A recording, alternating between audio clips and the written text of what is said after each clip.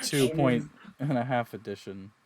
All right, my we notes are are just pretty live. much taken at random. We take a quick selfie with the group. Selfie taken. That is our.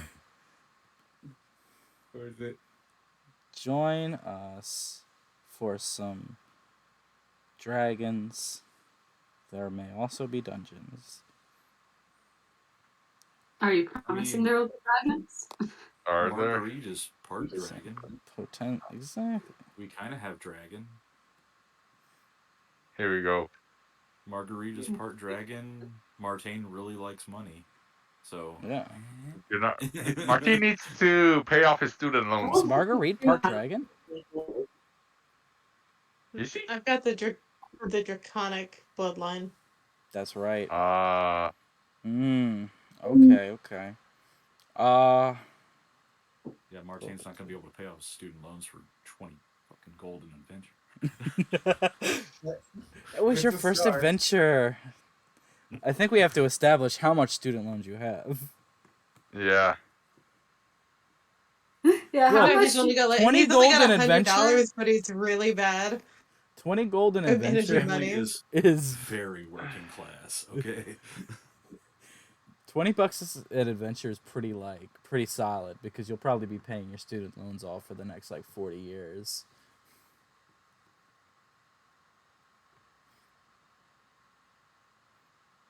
Can't. No, wait. We gotta go stream manager. Do a quick. Let's share link to channel. Copy. It's weird. I have two character sheets. I'm probably gonna have two character sheets pulled up. One so I can actually keep up with the game realistically, and one I use for myself. Oh my gosh, and we also have, and I'm even gonna post it in the right one, Twitch Ranch. Oh, realistically speaking, a single gold coin is right now the value is $505. Oh. Based off my the cost of best, gold. my friends watching our stream too. Hey, Hello. Cora, welcome to the Dungeons Welcome and to the Dragons. stream. Thank you for popping in. Yeah, I told her if she wanted to see crazy antics in Dungeons and Dragons, we're right here. Actually, I'm not wrong. It was very I mean, awesome. let's see how many other weapons you yeet into spaces where you cannot recover them. hey, I have an extra scimitar just in case, or cutlass. I need to eventually find somebody that can give me a weapon that if I yeet, it comes right back to me. Well, You want to be a shark that wields a boomerang? No. I saw it. Hello. Uh-oh. Well, Chad, it looks like everyone froze.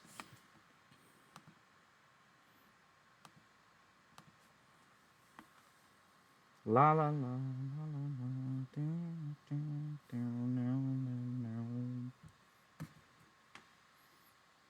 Let's just get a quick 5-second rule, everybody. Let's not worry too much. I'm sure they'll be back momentarily. Or never. I hope everyone's doing well. This fine streaming. Oh my god, what's that coming through your window? Oh jeez. Just quick do.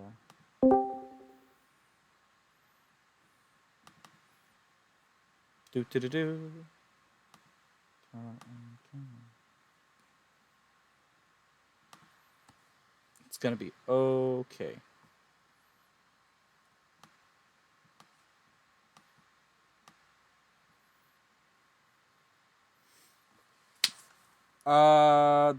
Everything froze. That's weird. Yeah, There we go. We were all right up on each other. crew. Hey. You would have just knocked me out of the air. Listen, just because I didn't roll well doesn't mean I didn't think through the problem. Come back to us, Crow. Can you guys hear me? Yeah, we can hear you. Yes. You. Hallelujah. All Yeah. right. My It's just camera's being your a dice little were weird. sabotaging UK, so it's okay. Yeah, it's just you're on. I'm back with my physical dice today. I can't trust the online rollers. No, so. you cannot. No. They're That's all I garbage. got, because the last time I tried my real dice, they were the worst things that ever happened. That's Yeah, It's what I just have about three. breaking them unexpectedly in. traveling, so I had Dude, to. I have 3 different sets, and I- this one always betrays me. 3 Yeah, sets? Only? Yeah. I I threw only my have. dice too hard at Yeah, the maybe have wall, 4. and Oh who knows where gosh. those Am dice I went. the only dice hoarder in this group? dude, I would like more dice, Okay. but the ones I want are expensive. I have a sack of this dice is the in bag my that car contains right the dice now. that I actively use. Wow. The sound music right now was from the Wild Beyond the Witchlight special edition stuff. Margo I gave want it to to me. get metal dice, but The best part about me being the person running the stream is chat blames you guys when the cameras start getting messed up. So that's great. Rude. If only they knew. Hello, We're just Monty. trying to. Corla. All right, so And chat can fight me. let's get started with little introductions. Are y'all ready? Sure. yep. And how? Let's go for it. Do we remember the order? No. Yeah, I start. Mm-hmm. Okay. She does. Hi everyone, my name is Queso Cactus. I'm playing Marguerite Eldercrown today. She is a sorcerer, and my little fun fact about her today is that she made her way to Renola through the Witchlight Carnival, let's say about a century ago, and has been conning her way through the land since. And I've been playing with Desdemona. Hi, I'm Margot. I'm playing Desdemona. She is a very young, very naive wood elf, and my little fact about her today is that she is very OCD about oiling her bow and waxing her bowstring.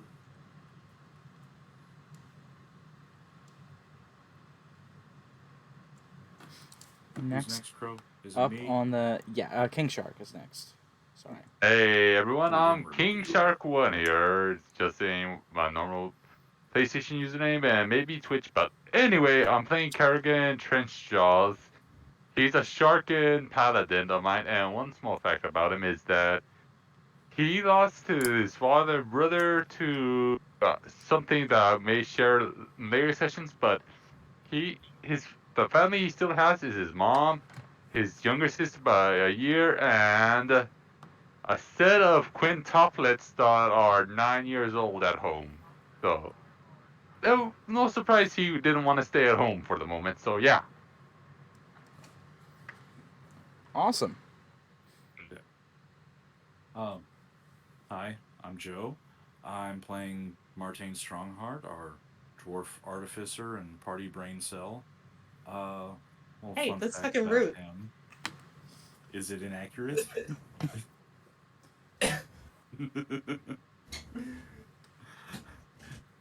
Fun fact about him, other than he's a relentless smartass, is he had his first beer at 5 because he went to work with his dad that day because he couldn't go to school because that part of the city was being attacked by goblins that day. Ye old goblin attacks. Yep. Yeah, Some goblins are vicious. they were not nice neighbors. Nope. You're making me think of the webtoon I just read this morning. Beanie, The one take I it posted. away. King Beanie. I'm playing Arakakra Ezio Hawkthorn. And my fun fact is that he has a scar over his right eye from narrowly dodging an axe that was gonna kill him, but he just raped it. Very nice. Okay. Uh, Hello, everybody. My name is Crow. I play and etc. And the tavern rumor that I have for everyone here today is prior to the Battle of Perdicitacium, the former king of Winola had ordered the gates of the crown city Aurum to be sealed until he and his army had returned from their battle. They never did. Him and his daughter, the now Queen Juliana Archimedes, had kept those gates locked ever since. It's said that this kingdom is rumored to have never been touched by the plague, and many of the citizens of the kingdom beg each day for at the gate for entry, in fear of the rot getting to them or their family. No citizen has been allowed to come into the city for the last 14 years, and nobody besides the queen and her son have been able to leave. However, as of recent, nobody's seen her leave the city. All right. Without further ado, why don't we get started? Quick little recap of last session. The party had fought their final battle with the Bookromancer, where everyone besides Desdemona was brutally massacred and turned into a pile of ink. Desdemona and the rest of you all finally had brought the Bookromancer down, insulted him quite a bit. His ego was more bruised than his life bar. And you finally killed the Bookromancer.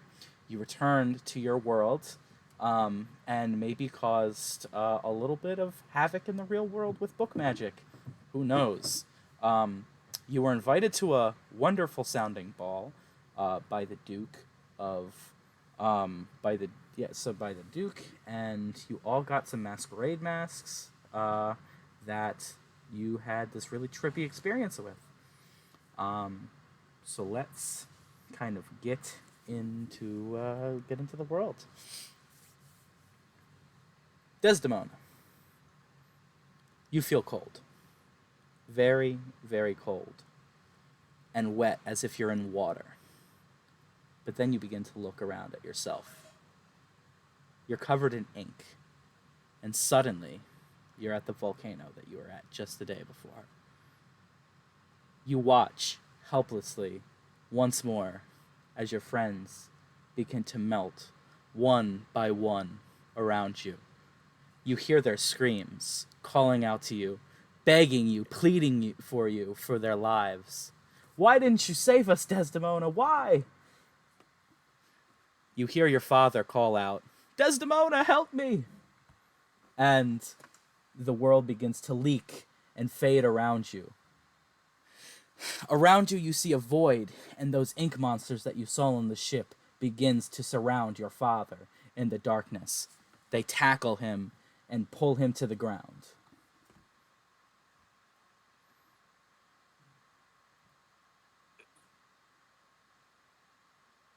Is that What would you like to do? You're standing there, watching your father.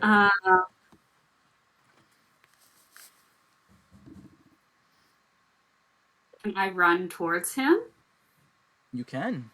You watch these ink monsters kind of like cover their bodies on top of your father, and you begin to run towards them. And you get up to them. They're hissing. They're kind of like goopy and dripping. He's screaming. He's begging for help. Can I reach through? Are these ink monsters something that I can reach through to try and grab at my father? You can try. I would like to try. All right, you stick your arms into these ink monsters, and you feel their warm, hot, acidic feeling ink start to burn and sear your hands. Would you like to continue, or would you like to pull away? I guess I'll pull away. Do I have any of my weapons with me? You look at your body, and you do have all your equipment. Yes.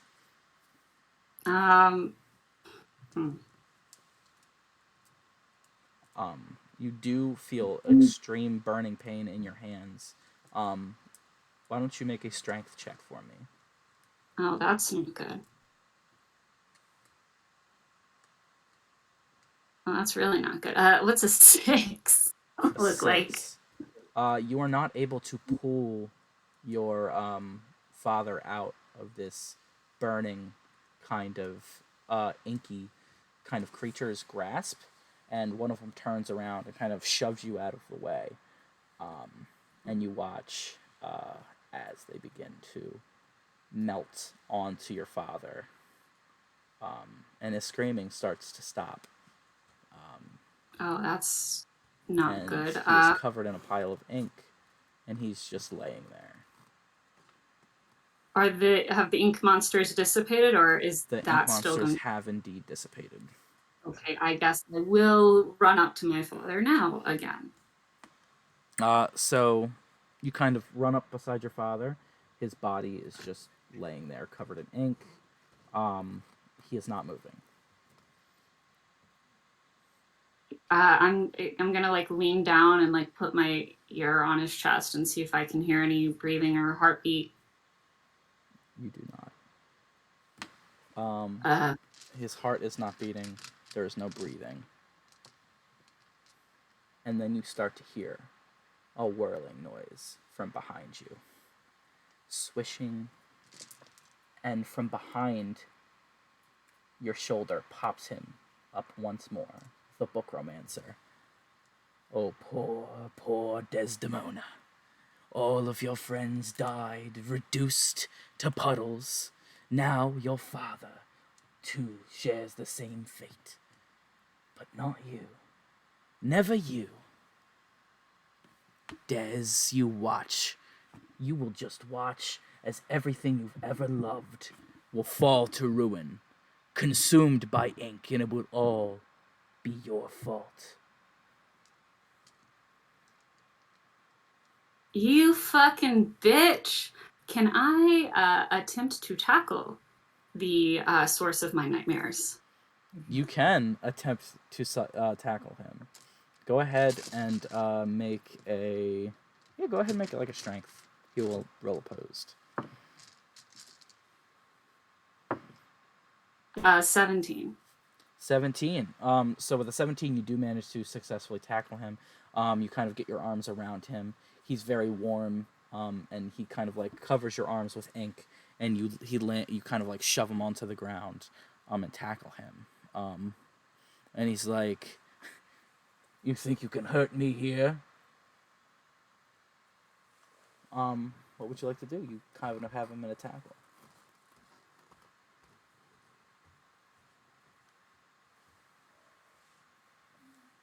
Hello?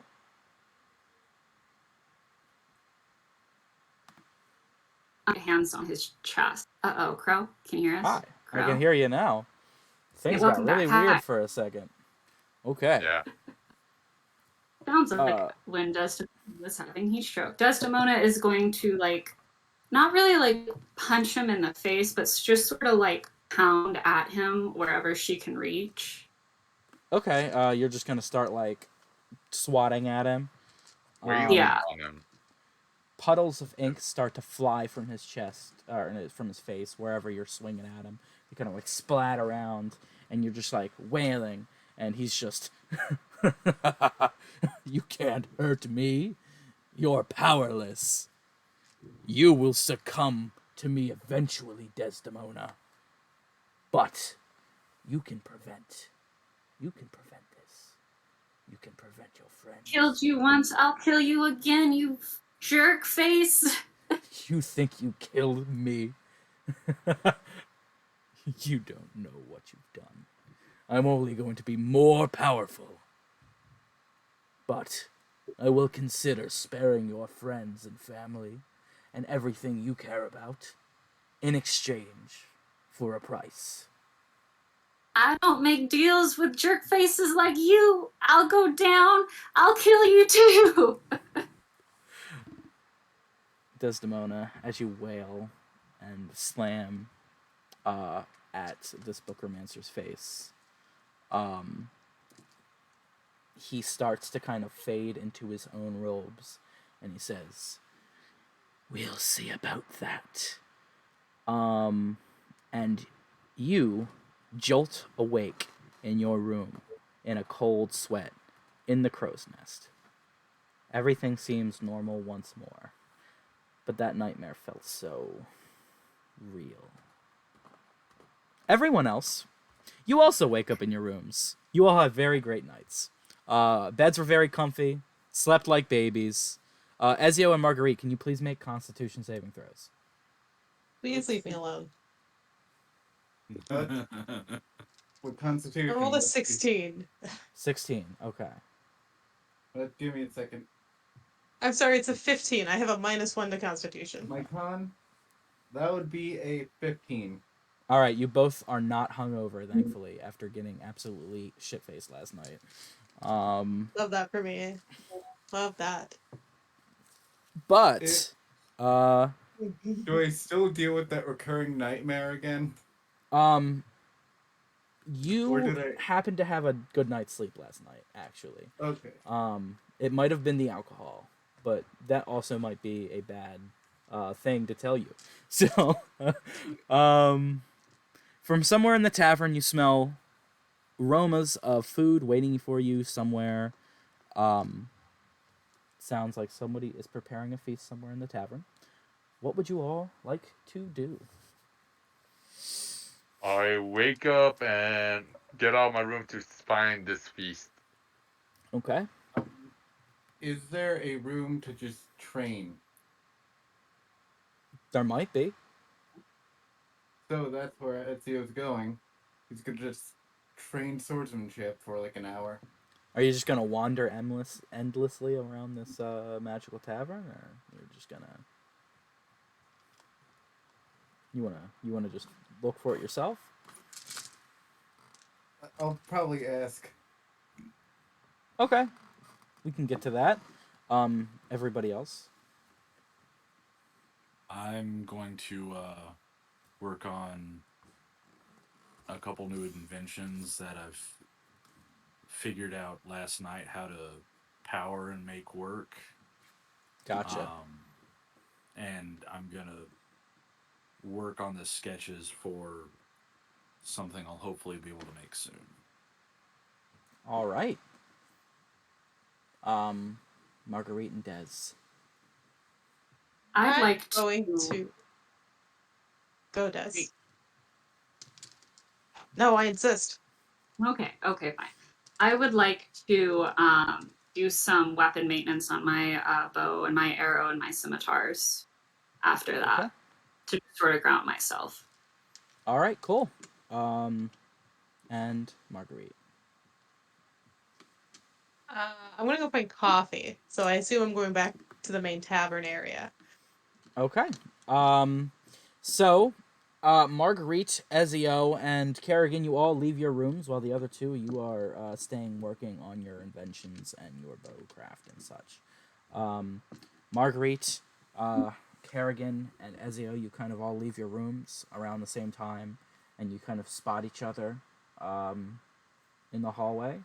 I assume you're going to kind of walk down to the main area of the tavern. Yeah. Yeah. Okay. So you all go into the main area of the tavern, and it smells very nice. Freshly brewing coffee, pancakes, biscuits and gravy, bacon, eggs, all of those things just kind of cooking all at once. As you look around the tavern area, there's a couple of new patrons sitting around. To start, the Skeleton Band is currently not performing, and they're not on stage. However, the Piano Mimic is playing some classical music, keeping the ambiance of the room going. Marguerite and Kerrigan, you both see Rhinestone, who you met last night. He is sipping a cup of coffee, tuning a strange-looking guitar. You all notice a tiefling in a top hat and an elven woman with a shaved head, seemingly arguing about something very quietly in their little corner. Marguerite, you do recognize this elf lady. She is the Elf, you met in the sewers under Omelis, Gabrielle. She does not seem to notice you as it is holding her attention, whatever is in the conversation. Packing his things up in a bag is the Eric Cochran Ranger, Soraya, that you met last night, Ezio, and his baboon, Sinclair. They both seem to be incredibly hungover after last night. And finally, you see Crow from behind the bar. He does not seem to notice when any of you come down. He is looking very somberly at the robes of the Bookermancer that you had given him the day before. Can I approach Crow? Sure. I You approach- approach Crow. Yeah. He kind of like snaps up and he's like, "Oh, hi, hello. Sorry, how can I help you?" I glance at the robes and back at him. Still a heavy heart for who you have lost, eh? I'm fine, really. Just some personal things I have to deal with, but I appreciate you checking in. Well, I'm- Crow, I would like to ask if there's anywhere where I can train or practice my faith in this tavern. Fate train. Well, I have a lot of different rooms in this tavern. If you'd like, I can maybe open a door to a sanctuary where you can worship whoever you'd like. I do have training grounds that you can use as well. Whatever you'd like to use. I'd rather start with the training ground since I still do not believe that following the ways of dear old TKOW in my best interest. So training grounds it would be best for me, Crow. Okay. You see Crow kind of get up and he does like a little, and a bird flies in a crow, and lands on his shoulders, and he begins to whisper into its ear, and the crow seems to do some kind of like little nod, and it flies into a wall, and that wall turns into a little door. And Crow smiles and he motions towards it and he says, "Well, there you are. If you go through that round, you'll find all of the training equipment you need. I do ask you be safe, and if you need anything, I'll be right out here. Please don't hurt yourself. I'm not insured." I'll keep it in mind not to destroy your equipment or injure myself. Need to be ready for our next quest, it seems. I say as I go through the door. I open Okay. it. You go through the training area, and it is very nice. There's plenty of equipment. For the rest of you all, you are still in the area. You watch Kerrigan disappear into a training area. I will go follow Kerrigan 'cause that's what I would tend to do the first thing waking up. Okay. But when I notice Kerrigan, I just go, "You want to spar?" And pretty much that's it. Okay. Interesting. I turn and see him enter. Ah, you wishing for a spar? Yeah. I mean, it's better to train with someone by yourself. Indeed. Okay. We'll get back to Okay. that. Yeah, later. Well, yeah, we'll get back to that spar, because that sounds fascinating. Marguerite. Okay. I'm going to pour myself a cup of coffee, heavy on the cream. That's not free.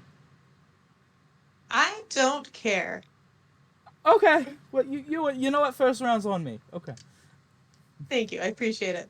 And I'm going to make my way across the tavern. I'm going to blow a kiss to Rhinestone as I go, and I'm going to go approach Gabrielle and say, "Gabrielle, I'm so happy to see you here." Oh, you kind of see the tiefling in the top hat. First off, I rolled to see if Rhinestone noticed it. Oh, he didn't. I don't know. Maybe he did. Maybe he didn't. Um. As for the tiefling and Gabrielle, you see them two kind of like they're into this kind of like whispering. It's like, Gabrielle's kind of whispering to the tiefling and saying, "You don't understand. I have to do this." And as you kind of approach and like introduce yourself, they kind of both like jump up from what they were doing, and the tiefling kind of like looks over at Gabrielle and then back at you, and Gabrielle is like, "Oh, hello.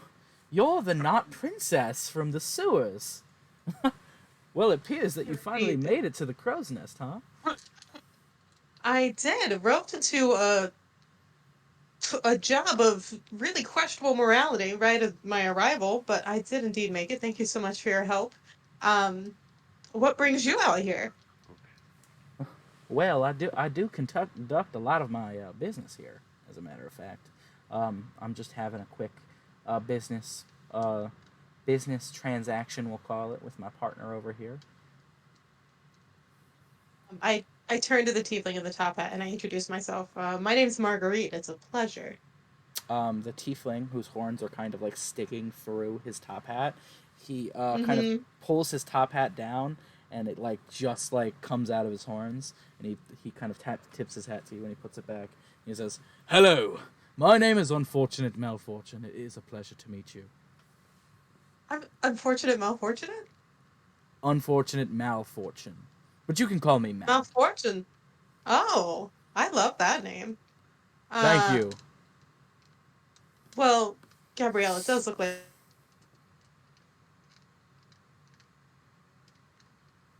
Chat, why does this keep happening? like it. So don't be afraid to ask. Uh, Everything cut out just for a moment. Um, could you please Where do you repeat need to get from?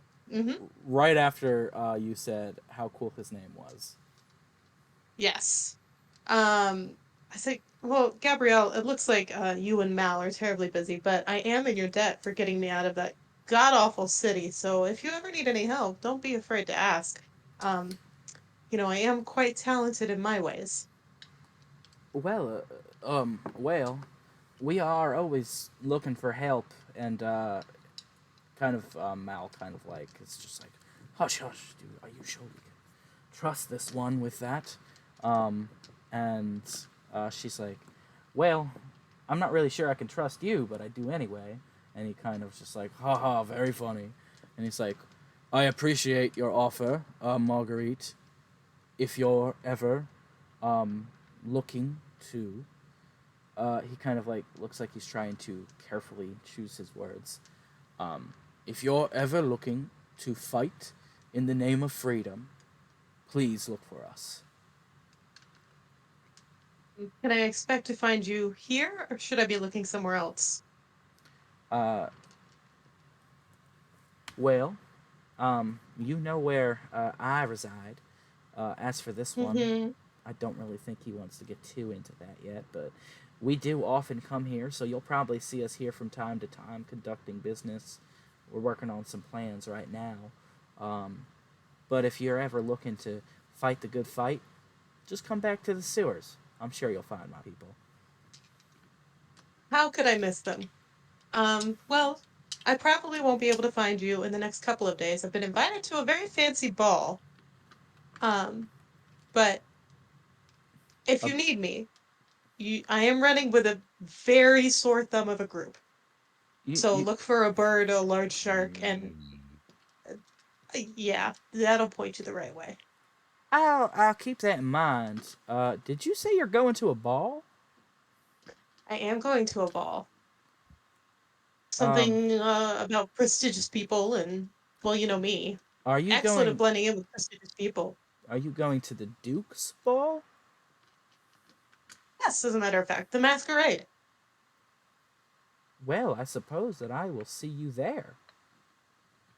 Oh, Gabrielle, I cannot wait to see you all dressed up. I guess I can't wait to see you there either, ma'am. Um, I will see you there tomorrow, probably. Well, as long as we've got the date right. And then I'm gonna leave that table. Okay. The two of them go back to having a conversation. They seem a little bit calmer now, maybe even talking about other things, and they're discussing whatever the plans that they were working on before. Uh, okay. Let's go pan over to the quick sparring match real quick. Kerrigan and Ezio, you are in a training hall. This training hall has a bunch of like little dummies, and then there's some training statues too. Uh, and, and you guys see a bunch of different things, weapons, swords, and the little sign that says, "Take one. Remember to return when you're done." Is there anything specific you'd like to do? I want to get a practice sword, and is there like any practice shield? There are wooden practice swords, practice shields, any kind of like basic weaponry you would find. All right, then I grab a wooden sword and wooden shield. Basically, my current weaponry I would have. Okay. Going to grab two small like practice swords and have one specifically set in hand as more of parry for to parry and the other one to counter for attacks and begin practicing a new fighting style. Well, Okay. So you are practicing a new fighting style. Are you guys gonna spar, or do you just want to like start practicing? Start practicing my new fighting style. Involves using the shield to bash and also hit like a fist, but also to protect and use my sword. A fighting style so I can be more prepared for next battle. Okay. Why don't you both roll checks for me? Why don't we do a strength check? And what did you say you're like? What kind of you're just training a new fighting style as well, Ezio? yeah. You can both roll strength checks for me. Why don't you roll 3 for that each? All right, so strength check. I'll roll. Hang on. Senses, saving throws. Would it be under skills or just my strength up in the corner? You just roll a d20 and then add your strength modifier to it. Okay, here we go. 15. Wait, 15. yeah. I Okay. got for the first one a 14. Oh, and you roll 2 more times. Yeah. A 16 and an 11.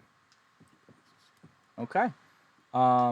So with a 15, 16, 11, you are doing really well 15, at first. Go ahead. 15, 9, and 6.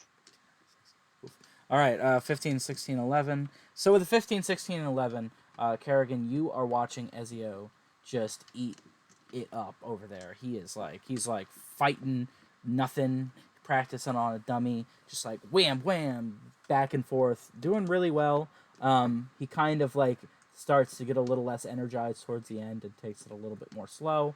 Uh, Meanwhile, Ezio, you watch as Kerrigan begins to train, and at first he's coming in hot, biting, thrashing. He's got his sword, his shield, going full shark mode, and then he like twists his ankle a little bit, and it hurts real bad. Um, Bloody and hell! and okay, so that'll be your little thing for now. Let's go to Joe. Joe, you're working on some invention, or I'm sorry, you are working some inventions, Martine, in your room. Yes. What are you working on? Basically, tattoo applicators. That's what I'm working on. That will be used soon. Okay. They both will do essentially the same thing. But Do one artificers? applies. Sorry. What's that? I was gonna say, do artificers need to roll anything to make their inventions, or is it just something they get to do during their rest? It's just something he can do as part of his long rest. Okay, yeah, cool. So I will say that you have it all built up. You're just working on a couple tweaks, but you got this little tattoo gun. It's pretty cool. What is it? Yeah, What does it it's look cool. like to you? To me, I mean, you know how his gloves are fairly Mhm. mechanical. This is something that would fold into one of like the more heavily mechanized part of his gauntlets. Um, the one that casts mending, and like it has like 2 cartridges in it right now. Awesome. That's basically where like the magic for the infusion is stored, is each cartridge, Very cool. and these ones are Yeah. automated as opposed to freeform that he Okay. would do himself. So you managed to get that all together for yourself. It looks very cool. And you got a nice little upgrade. Is there anything else you'd like to do, or?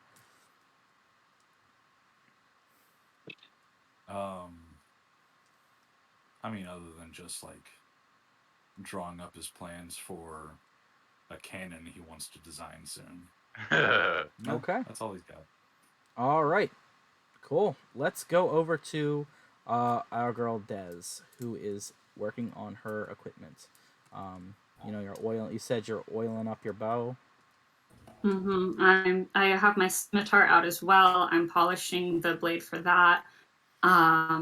And I'm trying to, as I'm like doing these like very deliberate strokes on the wood and the metal, I'm trying to remember what my mentor from the desert told me about being calm and being very like overcoming adversity and trying to just work through the dream I just had. But I can't seem to really remember anything that Tenna told me. It feels like all of my memories of the desert seem just a little bit further away than they usually do right now. And as I finish that up, my stomach starts to rumble. So I think I'm going to go outside and look for some breakfast. Okay. As you are doing that, you go downstairs. Why don't you make a perception check for me as you're leaving your room and going downstairs? She's 2 in her thoughts. She just rolled a 7.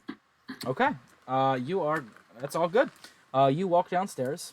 You smell coffee. You smell food. There are all of the people that I mentioned before: the Aarakocra, the Tiefling, and the High Elf that are talking. The piano mimic playing by himself. Marguerite, who is sipping a cup of coffee, who just finished the conversation. And you see the handsome cowboy, Grindstone, and Crow, of course, who seems to be solemnly looking at those robes from the Bookromancer. I kind of start because the Bookromancer's robes sort of are giving me bad juju, but I'm very hungry at this point, so I'm going to go up to the bar and sort of like look at Crow and be like, is there any breakfast service in this place? Oh, sorry. I've been a little bit lost in thought this morning. Of course. Is there anything that I can get for you? We have dragon biscuits and gravy. Very good, very spicy. We have the classics. I can get you some flapjacks, but if you're more of a waffle person, because I know I am, we have waffles. We have blueberry. We have any kind of fruit you'd really like. Really, eggs, bacon, plenty of meat choices. Is there something specific you'd like? I'd like to try that dragon biscuits and gravy. I've never had it spicy style, and can I get the tallest mountain of bacon that I can? Of course, young lady. I'd love to get that for you. And he kind of looks over his shoulder and he's like, "Well spoke. Could you please get an order of the dragon biscuits and a bunch of bacon for our friend Desdemona out here?" And you hear from the kitchen like a little call, like a caw, biscuits and gravy, caw. And a few minutes later, a plate starts to float out with your food, and it lands on the bar. Crow, and I'm gonna take it and sit with Marguerite because she's the only person that I recognize at this bar. All right, Marguerite and Desdemona, you are sitting with each other. Good morning, Desi. How are you? Hey, thanks for asking. How are you? Well, I'm certainly feeling better than the puddle of ink I was yesterday. I bet. You want some bacon? It's really good. Can I roll a perception check on Des? Yes, you can roll a perception check. I was actually just going to ask you to do that. You fucking bitch. I got you, boo. I rolled a 22. You fucking Good. bitch. As you roll a perception check on Des, you see from her ear a dripping black liquid coming from her left ear. Hey, Des, don't freak out, but there's something in your ear, and I reach very slowly to like catch some of the dripping ink and show her. And does this look like what I think it looks like? Desdemona's speechless. She's stunned. She's full panic mode. Good luck getting her to do anything now. Okay. I'm trying to think who can. The only person I know that can cure anything is Kerrigan. Where is Kerrigan? Oh, is Crow gone? No, I'm here. Are you asking me where Kerrigan is? Or Crow where Kerrigan is? I'm asking Crow. I'm turning to Crow. Where is Kerrigan? Kerrigan, oh, he came up to me looking for a sparring room. If you go down that door, he's in there, probably. I assume, unless he started wandering, which I warned them about, but hopefully he doesn't wander. Okay. Well, your stupid friend infected Desi's ear. And I Whoa! pull her up by the arm, and I'm not listening. I'm not staying to listen. Okay. I pull her up by the arm and after me in search of the room that Kerrigan's in, Okay. screaming his name. Kerrigan and Ezio, you hear a very panic-sounding Marguerite calling your name from the other side of the door that you entered in, as you guys are Margaret. sparring. You last. I get up and head to the door and I open it. I look down both of them. What's going on, Marguerite? Desi's got ink in her ear. That ink from yesterday. It's dripping out of her head. Alright. Can you fix that? Alright, hang on. Can I do divine senses on Marguerite? See if there's anything evil coming off her? Off of Marguerite? Basically the ink. No, The Desi. ink's coming from Desdemona. Yeah, I just want to make sure if it's evil or not. Okay, so you're gonna do a check on Desdemona. Gotcha. Yeah. All right. Can you describe to me what Divine Sense does? As an action, you can take good and evil until the end of your next turn. You can sense anything affected by the hollow spell or a known location of any celestial being undead within 60 feet. That is not behind total cover. Okay. Got it. You detect you detect emanating from Desdemona a very, very powerful dark aura. Oh, She is beaming with pure evil.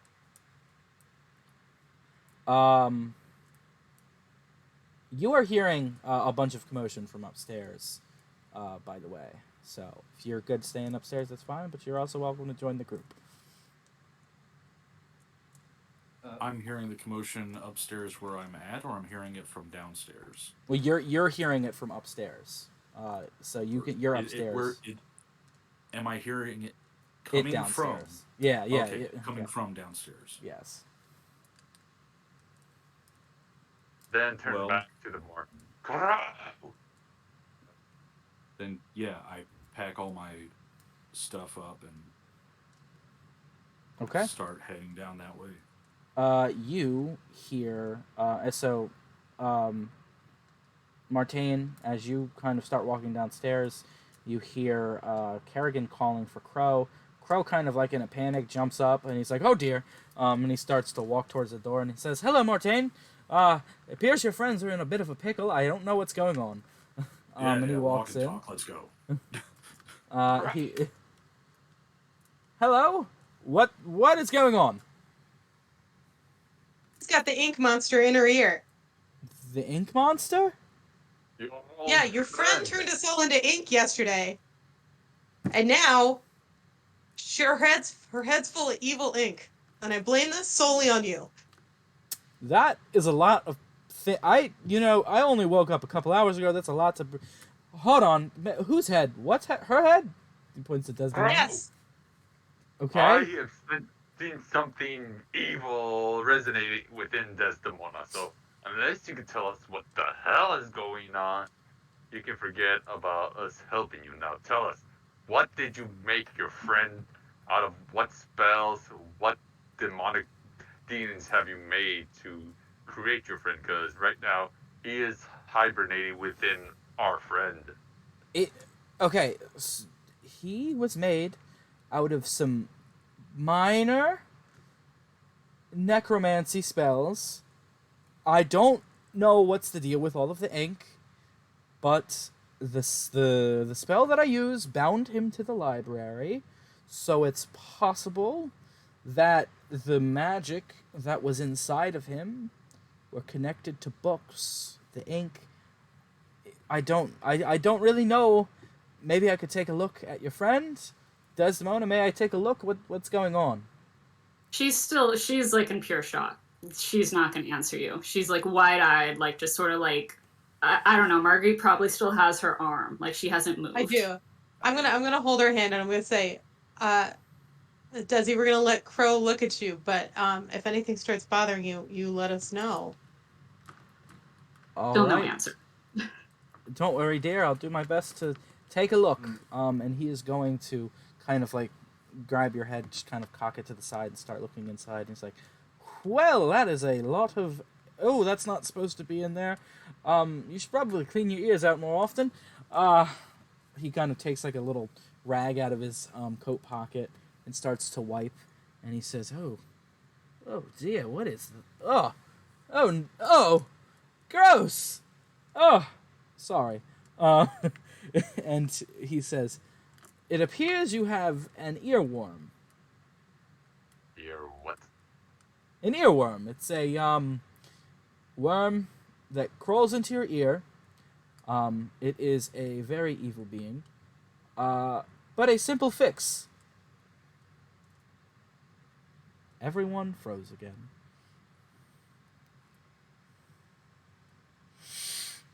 Oh Lord. Ink in your ear or head. That's a big yuck. That is a big yuck. Chat. So she has an earworm.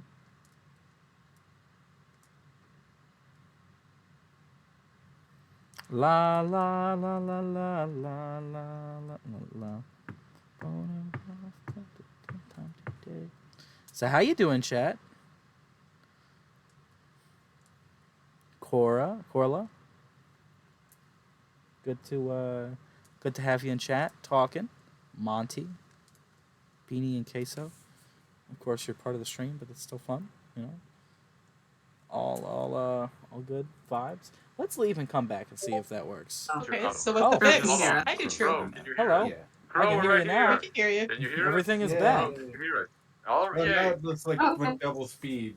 I was just about to leave and come back and see if that works. Yeah, everything got crazy for a second. Yeah. Crow, Yeah, we no, can we hear can you, hear but you I the don't whole think you time. can hear us.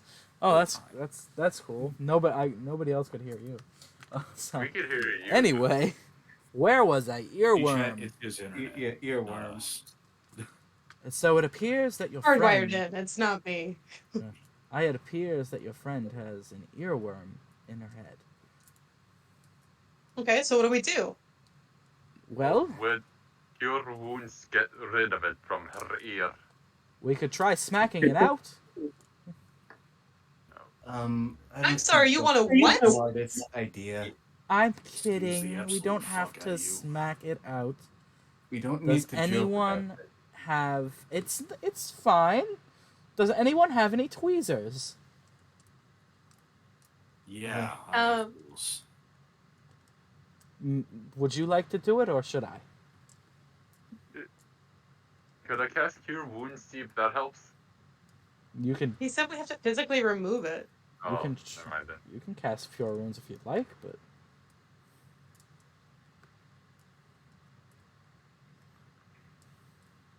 Okay. When I yeah. look at, would I know anything to like try to get Des out of shock for a second?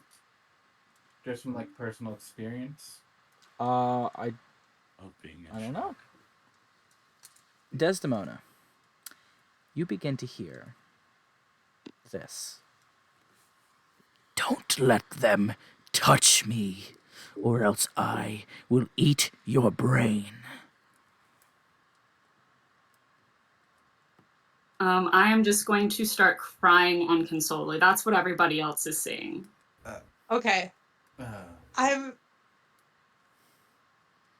okay, we gotta get this thing out like immediately. I don't think we're gonna get anything from her until we can uh so I'll Yeah, hold her arms if y'all want to try and pull this thing out. I Yeah, quickly place my hands on her head and cast Cure Wounds. Okay. what can I do? What can I do? What can I See do? if that helps. What can I do? feels like a more cure disease kind of That situation. that did not do anything. She is still crying unconsolably. Like, cure wounds does not help Mm. wounds that hard. Yeah, no, Um, there is no Oh, cure bloody emotional hell. damage. uh, li- Okay, well we need to do this before listen, Des, listen. Des. I've dealt with recurring nightmares and shit. Is this what that is? Because if so, you could talk to me about this. She can't like catch her breath enough to even like start talking to Ezio at this point. It's pure full blown panic attack. Great.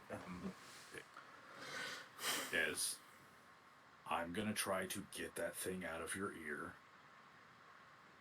and just stay still. And afterward, I'm gonna make you cinnamon buns with a rum glaze. Okay? She manages to get out like a sort of like, Yay! They Man, poor still Des. lefty. I love cinnamon buns. They're delicious. Shut up, Crow. Bro, I'm not helping. just trying to help. Okay. Hold still, okay? Can I And get- he attempts to reach in with like a really like long set of like needle nose pliers, like real long thin set. Okay. Why don't you make a medicine check? oh, please roll high. Oh my god. God. Do it. How does a 17 do? Okay. With a 17, you begin to slowly stick these you said needle nose pliers? Yeah, like really long thin ones. Yeah, yeah. You stick these like needle nose pliers into her ear. Des, you just hear like this like weird rubbing noise on your ear as they kind of start kind of fumbling around in your eardrum. But then, Martine, you feel something and you snip the back of it. And you, Desdemona, begin to feel something wiggling really, really quickly, freaking out inside your ear. Let me go! Tell him to let me go, or I'll kill you! I'll kill you all! I'm like hyperventilating, but I'm trying my best to like sit or stand still, but like my Make a arms are like make a sort of starting. Constitution saving throw. Oh Deep gosh. breath, lefty. Oh Deep, slow no. breath. Where is We're Constitution? Okay. Nat 20. Let's go. Yeah. You managed to compose yourself very well. Why don't you describe to me how you do this? Um, I like sort of close my eyes and I like take like a shaking hand over like my palm and I start rubbing it and I pretend like I'm rubbing my bow. And like as I keep doing it, like my hands start to shake a little less. And like, I'm just doing this very small movement sort of like in my lap as Martine is working in my ear. And hopefully that doesn't move my neck around too much for him. Okay. Uh, she is a lot calmer. It's going to be a lot easier for you to try and grab this thing and pull it out. Okay.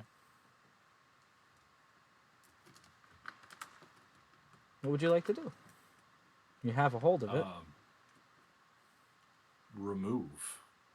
Okay. Well, how are you Like doing? Are keep you a just firm grasp of it and then just start drawing it slowly out. Ooh. All right? You feel this creature that's trying to wiggle around slowly come out of your ear hole, your ear canal, and a very, very long green worm that's probably about yay big. We can't see your camera. Yeah, you're still frozen on Discord. Well, just Yeah. imagine. Okay, let's say that's about 6 inches. 6 Love it. inches. Nasty. Good 6-inch worm comes out of this poor girl's ear. And it's wiggling and freaking out, and all you can hear, all the rest of you, is like, "Let me go! Let me go!" Do we have a jar? Uh, I It's present not my going in coffee a cup jar. to put It's the going worm under in. my boot. That's good. No, we Oh. can't. We don't know what's in this thing. I present my coffee cup to put the worm in. I'm gonna put my hand over it. is it an empty coffee cup? Yeah, I finished my coffee. Okay. You drop it in a coffee cup. He's like, You're "Ah!" gonna have to give Martine a really good reason not to immediately destroy the parasite. What if this thing made its way into her ear after being in a completely different dimension and then suffering like a magic catastrophe in the place it was created to live in, and it still survived its way to cause our friend great distress? We should probably research it a little bit in case we run into it again. We can't trust this crow guy to solve our problems for us. Hey, How did you let this parasite get into your tavern, Crow? I don't. Right in the Hey, jar. my tavern has no parasites. Okay, Actually- that was not from me. That is. Desi, May I it see was it? your ear. What do you want me to do with it? And in like the smallest, saddest voice, she's like, I know who we should call. Ghostbusters. No. So we're keeping the worm? Put it in. Uh, She's like, put it in something. Crow, More bring a jar. I Now, can do that. with a I can get a screw jar. top, not a cork. I hate Buck. I hate Not a Buck. cork. You said a screw top, not a cork. Correct. Okay, go for 1 second. Crow kind of like fumbles out of the room and he's like, "I'll be right back." He kind of like Something runs. that won't suffocate us. Crow leaves the room for a I moment. don't give a shit about that. You It feel survived in a something head. It can be biting fine your again. hands, Marguerite. While your It's hands, biting my hands? it is biting your hands. Joke's on it. I'm into that. What, do you want me to roll a Oh. constitution or something? I Just never put it in the coffee cup. Oh, okay. Give It's still me in your. the I'm worm. It's sorry. still in the pliers. Oh, okay. It's still the Give it pliers. to me. In that case, it is wiggling around, trying to escape. It is going to make a. You know, it's by the tail. I'm gonna say it's gonna be with disadvantage. It's not gonna be very easy. It rolled a natural 1, so somehow it gets itself tangled up inside of that pliers even more. Like, ow! No! Let me go! Absolutely not. Crow comes back, and he kind of runs in with a screw top jar, and he says, I brought one of each just in case you changed your mind." Didn't Okay, well, here it is. set it down on a table. He puts it down on the And table. Martine will take the lid. Hopefully that should help deal with your earworm problem. Or should I say bookworm? In another jar. Slowly, I thought it was funny, personally. put I want to hit Crow. put it inside the jar with the pliers, and then like hold it so like the lid is mostly covering it. Then like release the pliers and pull them out, and then screw the top on. Okay. So you you're able to do this pretty successfully. This thing tangled itself up. It's not able to get out, so it goes off without a hitch. Marguerite, how are you hitting Crow? Lightly. Lightly? Just like, Lightly. ow, Lightly, but yeah. but firmly. Got it. Mhm. Okay, that was rude. And I gave you a free coffee. Alright. So, I'm not going to take your worm from you. I could dispose it if you'd like, but if you don't want it, I listen. He's gonna look at Desdemona. I'm very sorry this happened to you, dear. I just want you to know that this is a problem that happens in my tavern often. This isn't a thing that was in my tavern. I think this might have happened to you when you went out. You were the Ignoring. worst employer I've ever had. You mean when you sent us to go murder your dead friend? You mean Okay, then? listen. I am trying to be very nice. I apologize. Things did not go off perfectly, but Does Crow notice Ezio's hand like kind of shaking, angrily? he'll make a perception check. He rolled a 2, so he doesn't notice this. Does anyone else notice it? Just I'm rolling a perception check right now. I'll roll. This would be. I'm not. It based off Martine's passive because this would be a passive perception thing. He's not actively looking for it. 11. No. 6. Yeah. 6. All right, Ezio, you're very quietly angry, and nobody notices. Crow is just like, listen, I understand that there were some problems being caused. Why don't we take a look at this worm for a moment and figure out what is going on? I'd like to pull Marguerite to the side, or like What's up? sort of whisper in her ear. I know a guy who will be able to examine this better. Is the guy your dad? That's not important. What's important is I can't run into him, but I can give you his information in the tavern he's staying at. You want me to go talk to your father? Yeah. yeah, maybe. Well, I guess I'm not really doing anything else today. Okay, let me go get let me go to my room and get a piece of paper, and I'll write down where he's staying for you. Perfect. And then I'm gonna leave. Okay. You're leaving the room, Desdemona? I'm gonna exit this and go to my room to like get like a scrap piece of paper and like scribble down like my dad's name and the tavern he's at and all that. You do that. The rest of you. Yeah. There is a jar. Martine is keeping a firm grasp on the jar. Okay. Listen. I know that you all are having a hard time trusting me after what went down. I wonder why. I understand it was not the easiest task, and I do truly apologize. However, I would just like to warn you, or I'd just like to remind you that when I sent you all those letters, I did mention that this could be a potentially life-threatening task. I am truly sorry that there are certain repercussions of this action, and maybe I did not tell you everything that would happen, but I had no idea what you guys would be walking into.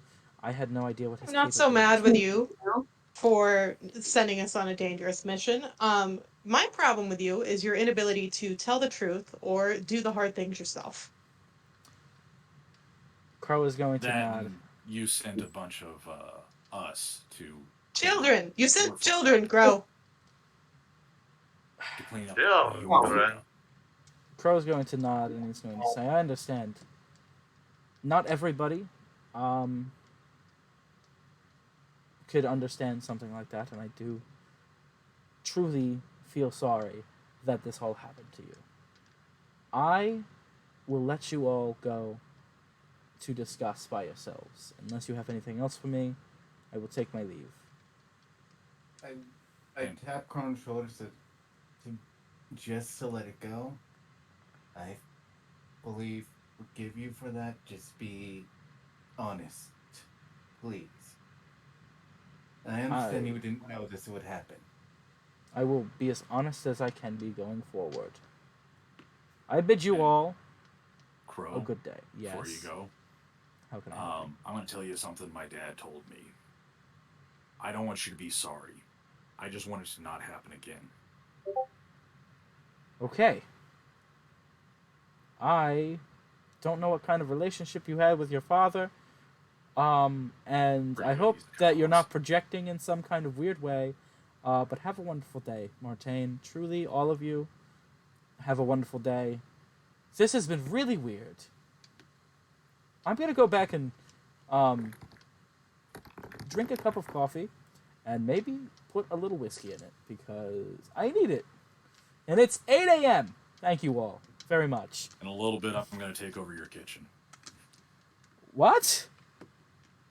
I promised the young lady cinnamon buns. Okay. Wellspoke will be in there, but you are more than welcome to use the facility. Crow is going to turn around and walk back behind the bar. What are you all doing? I turn back and head back to the training room to let off some steam and train more. No I guess thoughts? I'm going to. Do I know where Do I know where Desi's room is? Return to the group now. You I all. have my. Oh, you're gonna return. Okay. Okay. Yeah. Desi returns to the group a few minutes later holding a scrap of paper in her hand. And I was She going to looks be Okay. walking over to like Marguerite at tried the some time. more after this affair. But she's gonna hand Marguerite the paper and be like, "Here you go. He's a little uptight, but he's very smart." And I'm gonna hand her the paper with Reginald's name and the tavern that he's staying at. Okay. Um, his name is Reginald, and he is staying at the Leaky Cauldron in Lolanaise. Uh, Lolanaise is the town that you all entered the crow's nest in. Um, and it is not very far from where you guys found the entrance at. So, Okay. what now? Okay. Um. Desi. Normally, I hate doing these sorts of things alone. As we can see, this group is not the most inconspicuous, though. If we're all going to be running into your father tomorrow night, my concern is that if I take any other party member with me, they're going to be fairly easily identifiable. Probably true, but I think the rest of there might be cinnamon buns for the rest of us, maybe. And I sort of like look at Martine, like, you promised me cinnamon buns. Oh, there will be. Yeah, I think we'll be okay here. And I'll Listen. keep one warm for you, Marguerite. I appreciate it, Martine. But for the ball, I'll stay as myself, but I do have the ability to give you a short-term ability to alter your appearance.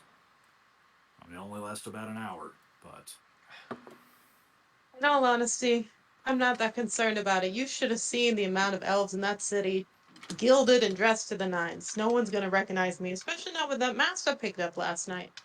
there.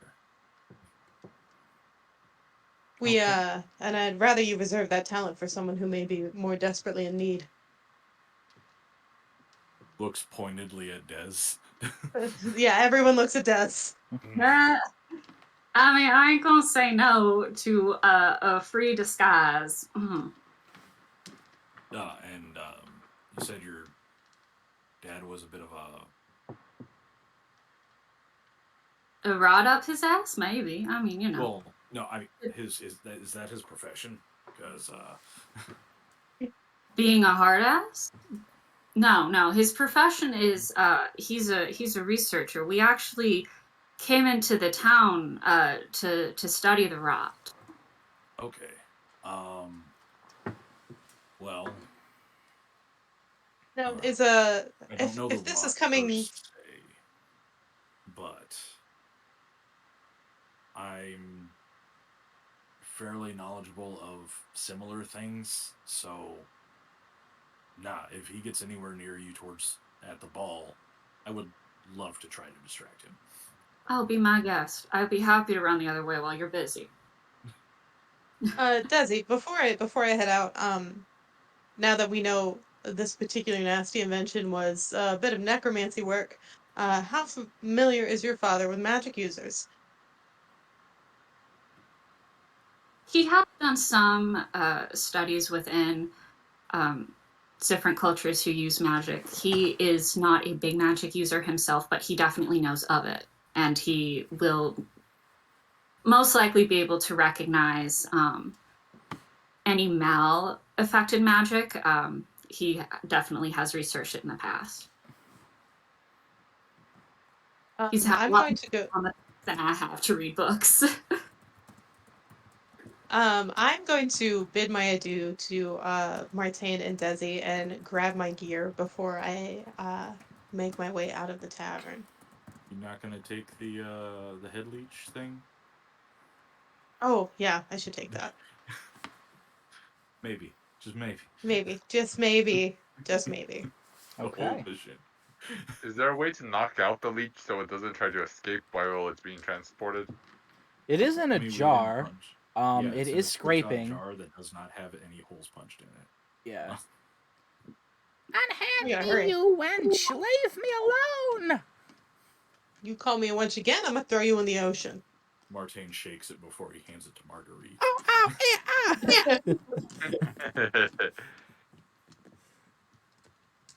Okay, I take the leech, the earworm, and go to grab my gear before heading out. Okay. You open the door to the crow's nest, and it leads to a black void. As you remember from before, you simply step right through, and it spits you out Mm-hmm. onto the other side. Um, and you turn around, and the door to the crow's nest kind of disappears, and a crow flies over and perches over to it, and it says caw caw, and it just kind of stares at you. You are back in the city of Lolonese, in that little alley where you fought all of those leeches, those pirate leeches. Hmm. So many bugs, so little time. Mm-hmm. I'm going to look up at the crow and wave and say, I've got to run a quick errand for this necromancy earworm thing. But I should be back. If for some reason I don't come back, please alert uh, at least one of my friends. Caw caw caw caw. Perfect, nailed it. Um, is there anyone nearby? There are a ton of people. This is a very centric town. Everybody coming and going from the kingdom are here. So there is Okay. a big dock port. A lot of pirates, both stinky and very well dressed ones, that are also stinky, but not stinky like the other ones. These are very normal stinky pirates. Um, Most of them just smell like brine and sea salt. So if that's not that stinky, but it could be. There are a ton of Aquan types of races here. A lot of the merman race that I am blanking on the name of. Those Lakolth, everyone's favorite fish people. Humans, of course, and just various different people carrying boxes, shipping. Some kind of sketchy looking people kind of just hanging around, but a ton of friendly faces as well. Okay. Can I see the leaky cauldron from where I'm standing? The leaky barrel. Leaky barrel, my bad. Yes. The leaky barrel. Tritons. Yes, the leaky barrel. So you can see the leaky barrel if like a sign for that is just a picture of a barrel with a leak. And it is right down the road, not super far, a couple blocks. Okay, I'm gonna head over there. Okay. Um, you walk into the leaky barrel. You see a Sharkin bartender kind of greet you as you walk in, and he's like, "Well, hello there. Welcome to the Leaky Barrel. How can I help you today?" Oh, um, first off, I'd love to order a drink. Second off, It's I'm looking 8 for. a.m. What kind of drink do you want? Like a drink drink? Can I a coffee with a little whiskey in it? Okay, log morning. I like Sure. Marguerite's style. Long morning, long morning. You would not believe the day I've had. As a matter of fact, I am looking for a scientist by the name of Reginald. Elf. Oh, that elfin guy who checked in here yesterday. Yeah, he's been freaking out all morning, looking for his daughter. Haven't seen her. Are you his daughter? Oh goodness, no, much too old. Um, is he still here today, or did he leave? He is probably around here somewhere. He's been freaking out, like, readily, all over the place. I keep trying to tell Oh, him that if he lost his daughter in this city, she's probably not coming back. He did not like that. well, you know how parents are. Um, No, I don't have any, actually. they're worrisome creatures. Hard to rationalize with. Um, Oh.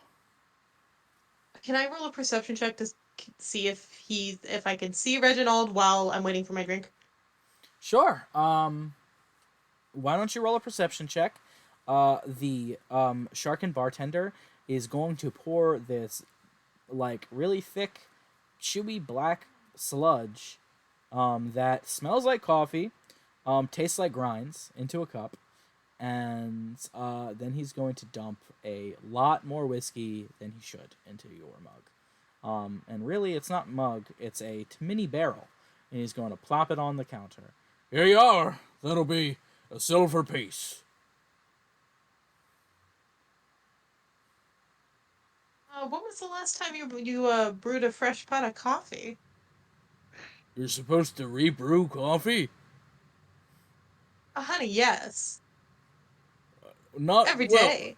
Not a lot of people around here ask me for it. I just make a pot at the beginning of the.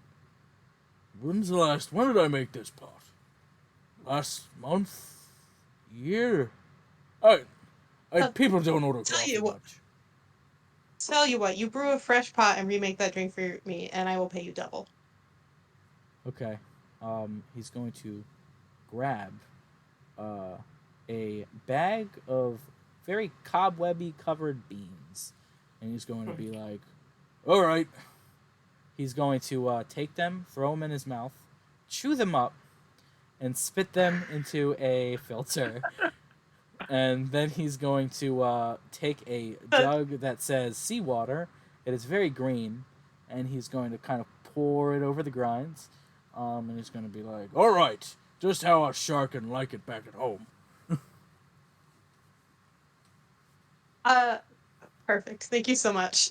I pay him. I rolled an 18 on my perception check. With a perception check, you can see over in the corner of a bar, there is a group of pirates kind of snickering and laughing. Um, and they're kind of like huddled into a corner. There seems to be some kind of commotion going on over there. And it, you don't hear a elf, but who knows what's going on. I'll go over to the corner. As you get closer to the little group huddle, you see kind of like this circle of people start to form, and they're kind of like blocking your way. But if you kind of like get close, you see an elf that seems to resemble the description Desdemona gave you, and he's kind of getting shoved around in the group of people, and he's like, "Oh, stop it! I'm just looking for my daughter. You heathens! You rapscallions!" Sorry, Dad. How many pirates? Poor lad. What'd you say? How many pirates? There is probably like 10 to 15, not necessarily pirates, just seamen and women. Seamen and women. Sailors? Nice save. Sailors. I think you nailed it. Okay. I want to go. I want to sort of weave my way through the group that has gathered, um, to to see if I can make my way to Reginald in the middle. All right, you push through, and Reginald looks a little worse for wear, a little scuffed up. His clothes look a little like torn, Okay. and kind of disheveled. His hair's a mess, um, and his bag of research notes have been kind of tossed around and ripped up and thrown all over. Um, and they're all kind of making fun of him. And the pirates are like, "Oh, look, another elf!" Arg. Okay. How big is this corner that we're standing in?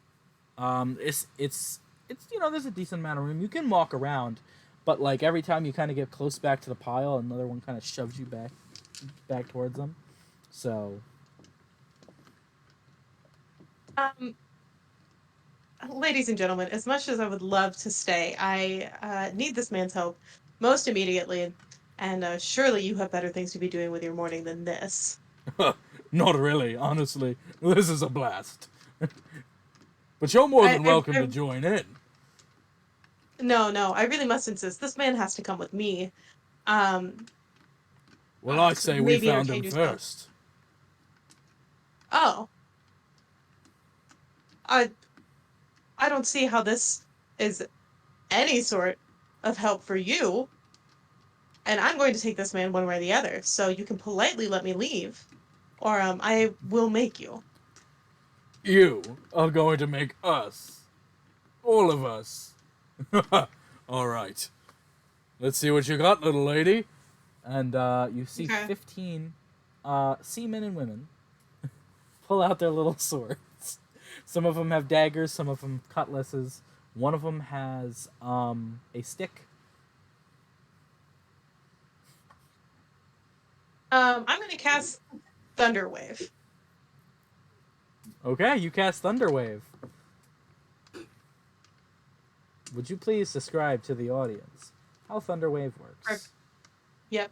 A wave of thunderous force sweeps out from you. Each creature in a 15-foot cube originating from you must make a Constitution saving throw. On a failed save, a creature takes 2d8 thunder damage and is pushed 10 feet away from you. On a successful save, the creature takes half as much damage and isn't pushed. All In right. addition, unsecured objects are that are completely within the area of effect are automatically pushed 10 feet away.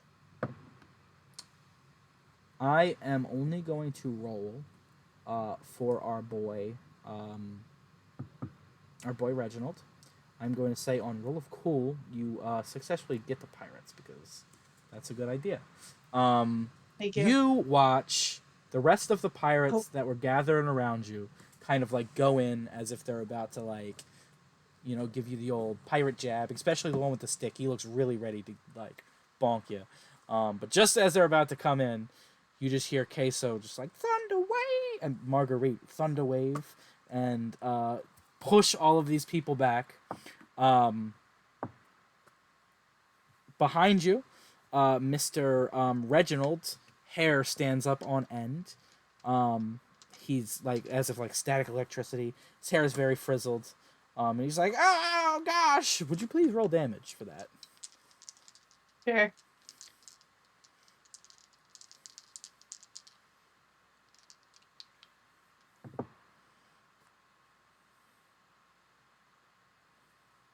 It's gonna be 4 damage total.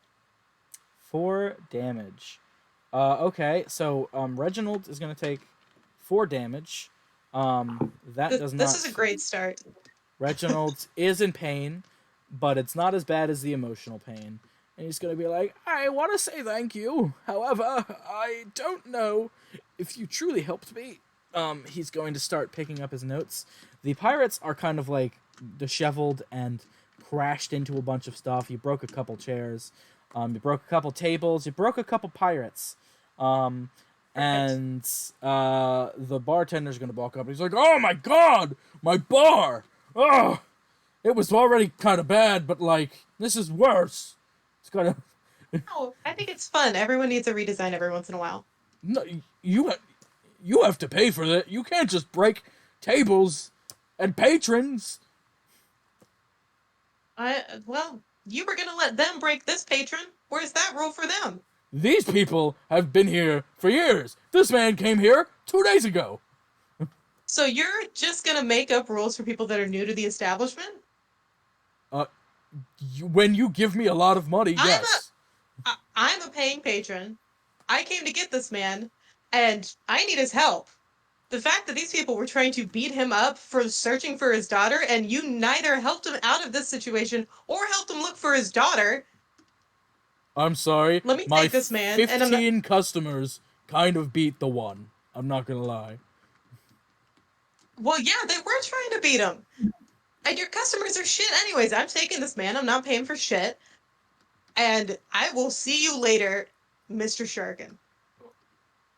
The pirates are gonna start to get up, and the Sharkin is going to go behind the bar and grab an anchor. This thing is heavy, but he lifts it up like there's no problem. He says, "All right, well, I'm gonna kill you now." Oh, wow. And these 15 pirates stand up, and Reginald, who has a bunch of papers kind of locked in his arms, is kind of sitting there shaking, and he's like, "Maybe we should do something, or leave, or do something, or run away really quickly." Indeed, I tend to agree, Reginald. Where's the nearest exit? Window, door, flimsy There, wall. there is windows right behind you, a door that you came into. You can probably get to. Okay, I'm gonna push Reginald through the window and go after him. Jesus, he's like, "Oh no!" Reginald is going to take 2 more damage as you shove him through a glass window. He's like, "Oh, I had more fun with the pirates already." I'm really sorry about this, sir, but I really need your help. And then I pull him up and just start booking it back to the alley from which I came. I'm not gonna bring him in the crow's nest, but I'm gonna go back to that alley. I hate this kingdom. He's going to. He's being dragged away, and he's like, "I just want to see my daughter, Desdemona. Where are you?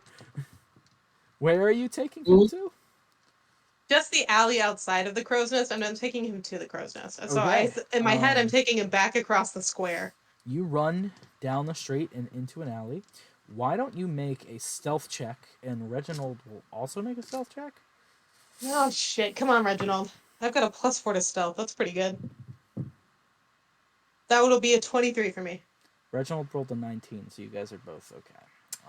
You Hell guys yeah. managed to sneak down the alley. Of superiority. Reginald has a shard of glass sticking out of his shoulder, but like he Okay. doesn't seem to notice it. He says, oh Lord, that was insane. Who are you, and why are you kidnapping me?" I'm really sorry about that. My name's Marguerite. I have a problem I think you can solve. I'm going to, as I'm talking to him, I'm going to pull from my satchel one of the biscuits that I received from Crow before I went on my adventure and feed it to this man. I'm like, Just, this like, is for your health. Shoving it into his mouth, or are you? Yes, yes, I'm gonna shove it in his mouth. I'm like, chew and swallow. Oh, that's really good. Oh, I like that. Yes, yes, it is excellent. Oh, thank you. You see the shard of glass fall out of his shoulder, and his wounds start to heal. Wow, Perfect. that was thank you. But also, you kidnapping me, and I'm scared. I just watched you knock 15 men over. He's gonna start Is it fixing his kidnapping head. until someone is looking for you? Okay. My name's Marguerite. I'm sorry we got off on the wrong foot and through the wrong window. But I've heard great things about your research, and I have brought something that I pulled from a patient earlier today, and I pull out this jar. I said, "This is a necromancy earworm. Do you know anything about earworms or necromancy?" That's disgusting. Yes, I do. Yes. And yes, I do. Necromancy, earworms, and ew. Why? And also, what? Okay. He's gonna look at the earworm, and he's gonna like kind of lean in close to it, and the earworm is kind of like huddling back into, the corner of the bottle, and then it's gonna shoot suddenly and smack against it, and Reginald's gonna jump back and say, "Oh dear, oh, that is terrifying." Yeah, that's about my thought too. Well, an earworm is strange. It is a product of all kinds of nastiness. When a creature has doubts or guilt, sometimes that begins to fester and build into a creature of pure evilness. It will bite and claw away at your heart until it eventually becomes something like that. So whoever had that earworm must have done something or experienced something very traumatic to them. And that was probably a curse done to whatever caused that trauma. Do you want to explain a little bit more, and maybe I can help you elaborate? Like, is this your earworm? Not my earworm. This is a friend of mine's earworm. You see, I'm part of an adventuring group, and we got ourselves into a bit of a pickle, um, with a necromancer of sorts, and we defeated the necromancer. But my party member early this morning found this in their ear. Mainly, I need to know: A, should I destroy it? B, do you think that my friend is at risk of festering another earworm? I, you know, my first question I had when you pulled it out is why didn't you just kill it? But also, um, but also, maybe your friend might be at risk. Is whatever caused that earworm to form still around? To say. Well, We don't think its physical form is around so much anymore, but the magic that created it certainly is. it's possible that that magic is in the earworm itself. Okay. Now, do you have any recommendations for how to destroy this effectively, or can I just crush it? Yeah, I mean, crushing it would probably do the trick. I would just make sure it didn't escape if you did that. So, like, you could try and freeze it, drown it, kill it. It's a worm. Okay. Reginald, I can't thank you enough for your help. And I'm really How do, sorry about the pirate how do you know situation. my name, by the way? Well, honey, you're a renowned scientist. I'd be silly not to. I've been around quite a while. Oh, well, why don't you make a deception check? Right in the wheelhouse.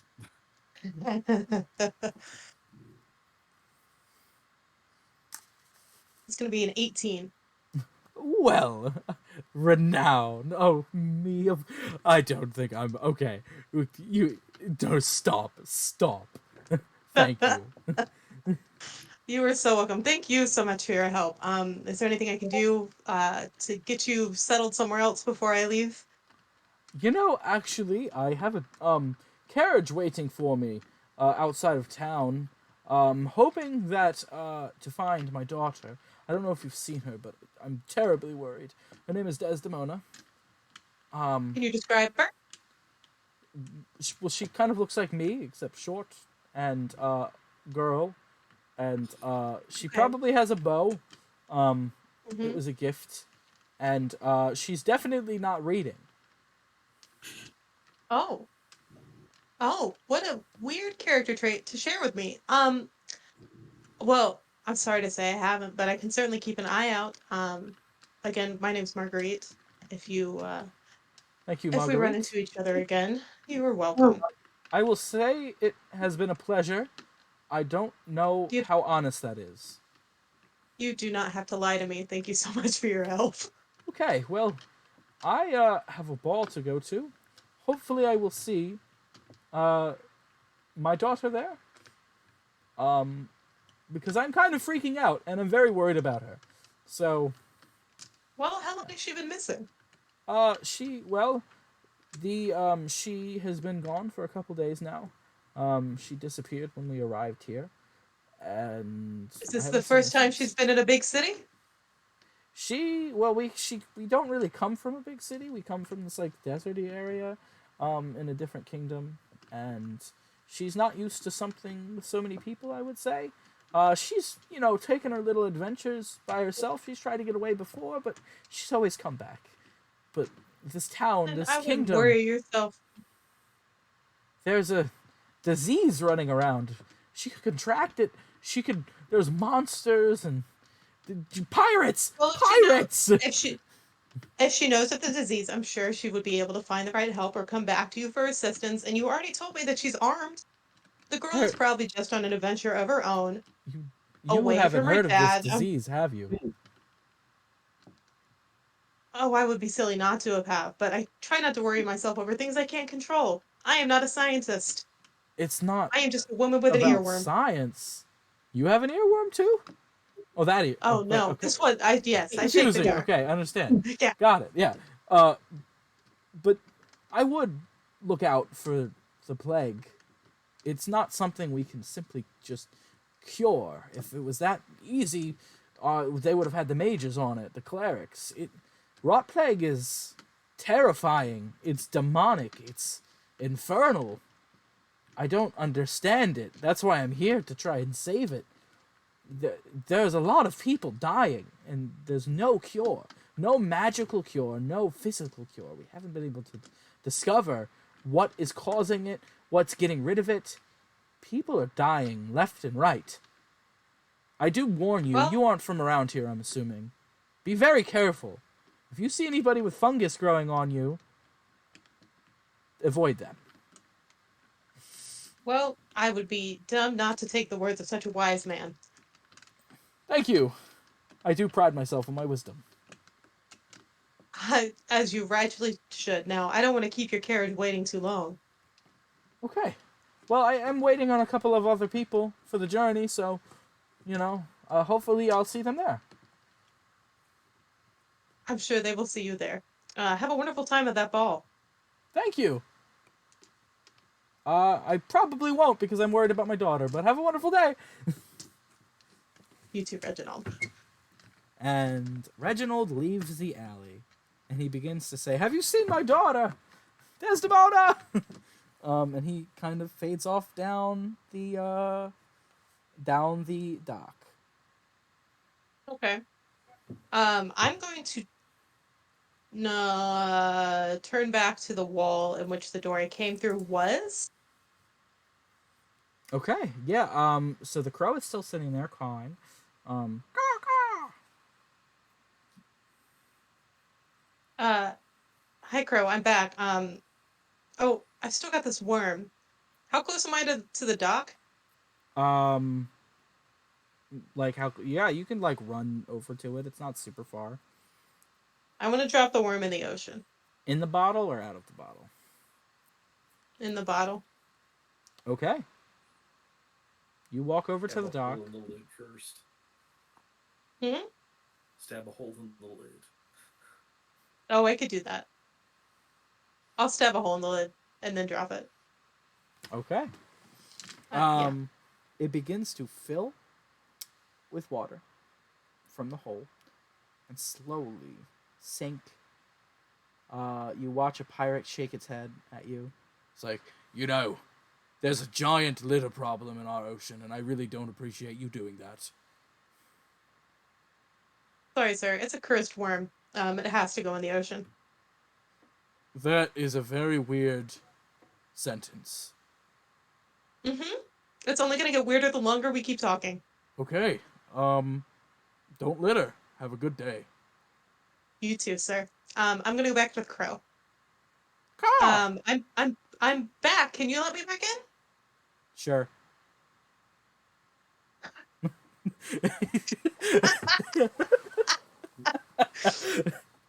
The crow. 100% said that in that tone exactly. You cannot convince me otherwise. Yeah, that's exactly it. The Yeah, crow fine. turns its head.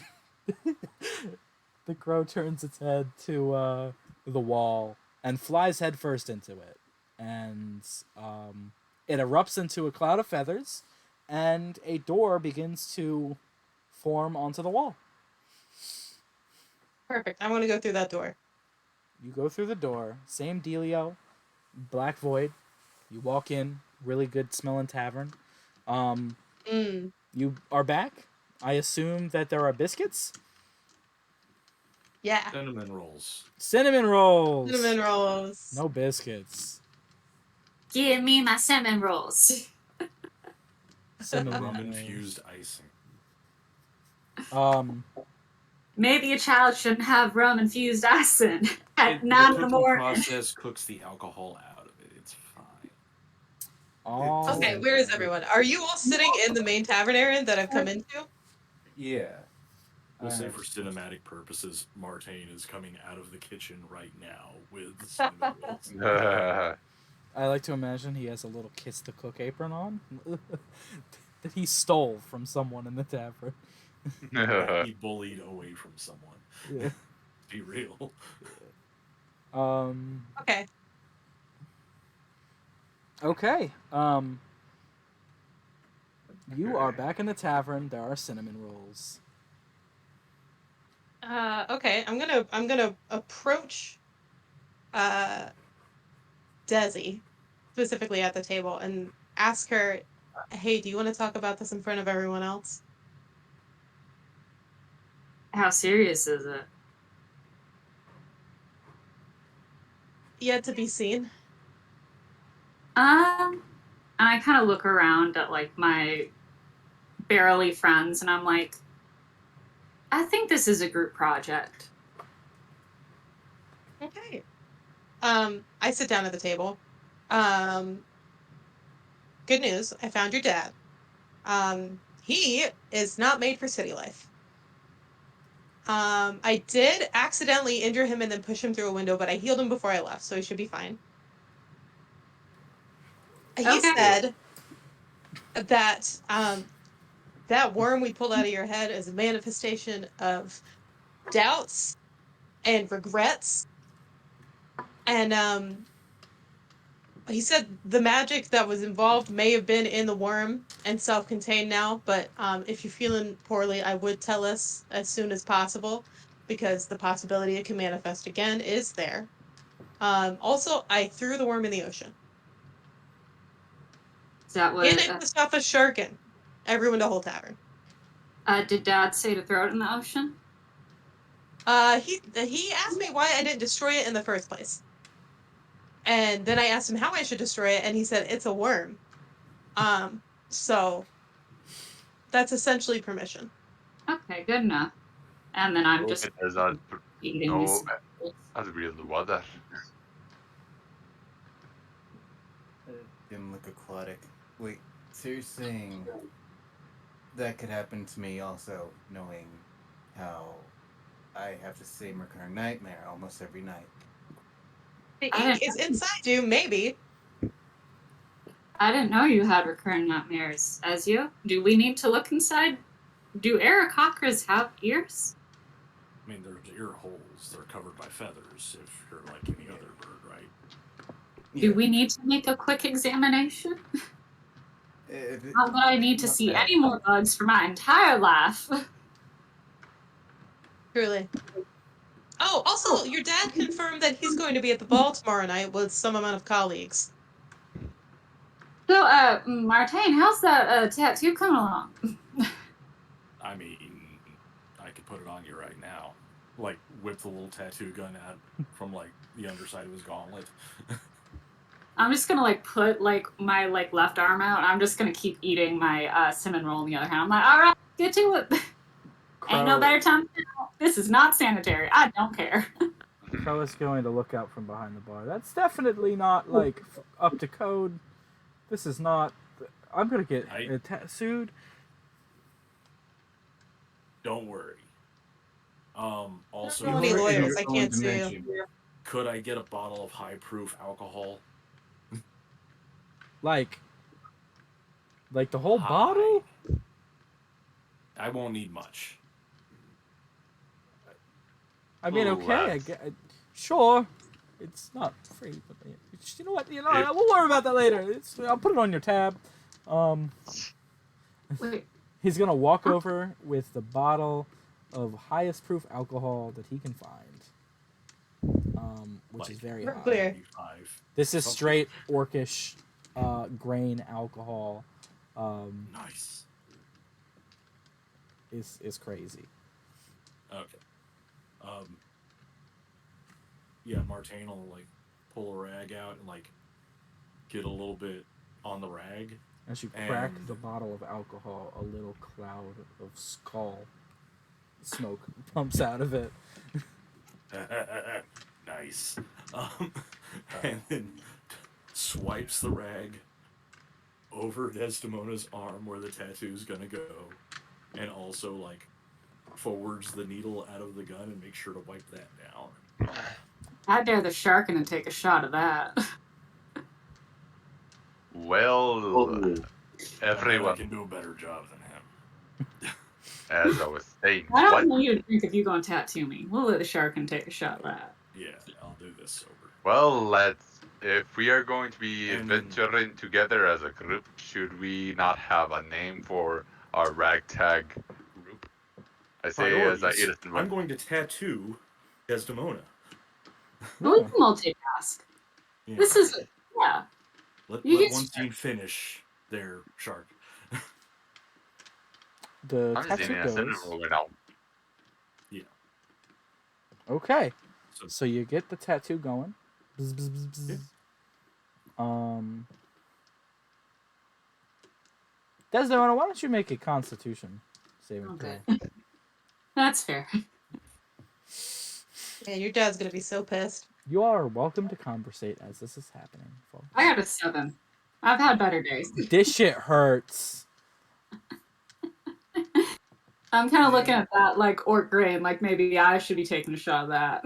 But I know no one at this table here is going to let me take a shot of straight clear grain alcohol. I could look at like, that's Martine better would, than what they used to honestly. do in the tribes. They, What was it? what I've seen, they take like a little hammer and chisel and like nail the ink into your skin, so that works a lot better. Sounds like that would hurt more. Yeah. Let's just get this over with. Now, Kerrigan, what was your question again? I'm like making like one of those little scrunchy faces, like kind of like looking away from the tattoo process. Well, as I was just saying, if we are going to be adventuring together as a group, a ragtag group of misfits, and wishing to earn more and be somewhat known, should we not have a name for our ragtag group? Or a symbol, the least? I'm trying to stay unknown. Ow.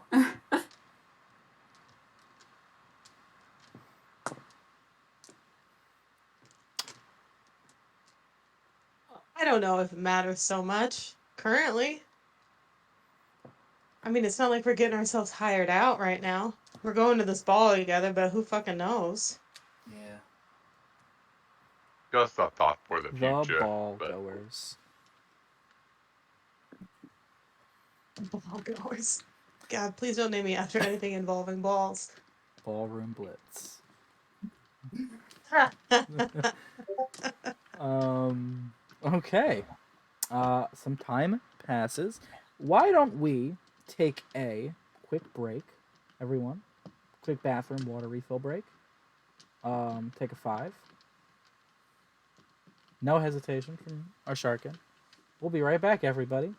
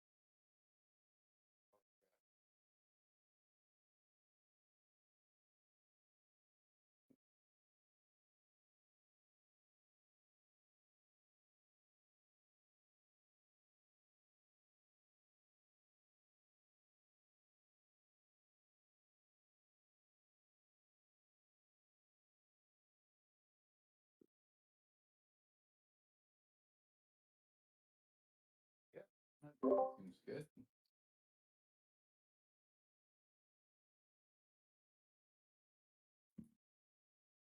Oh, I got wine. I didn't know we were supposed to be getting water. I mean, I have 2 bottles of iced tea, so. I do have my water here as well, but mm,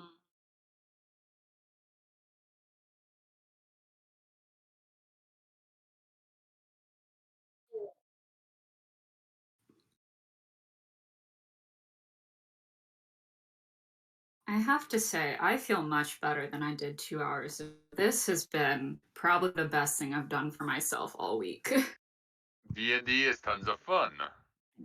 Glad to hear it, Margot. Yeah. Mm-hmm. Chicken soup for the heart. And okay, internet, you can now see my face.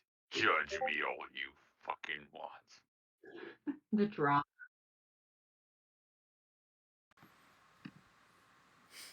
All right. Hello, everybody.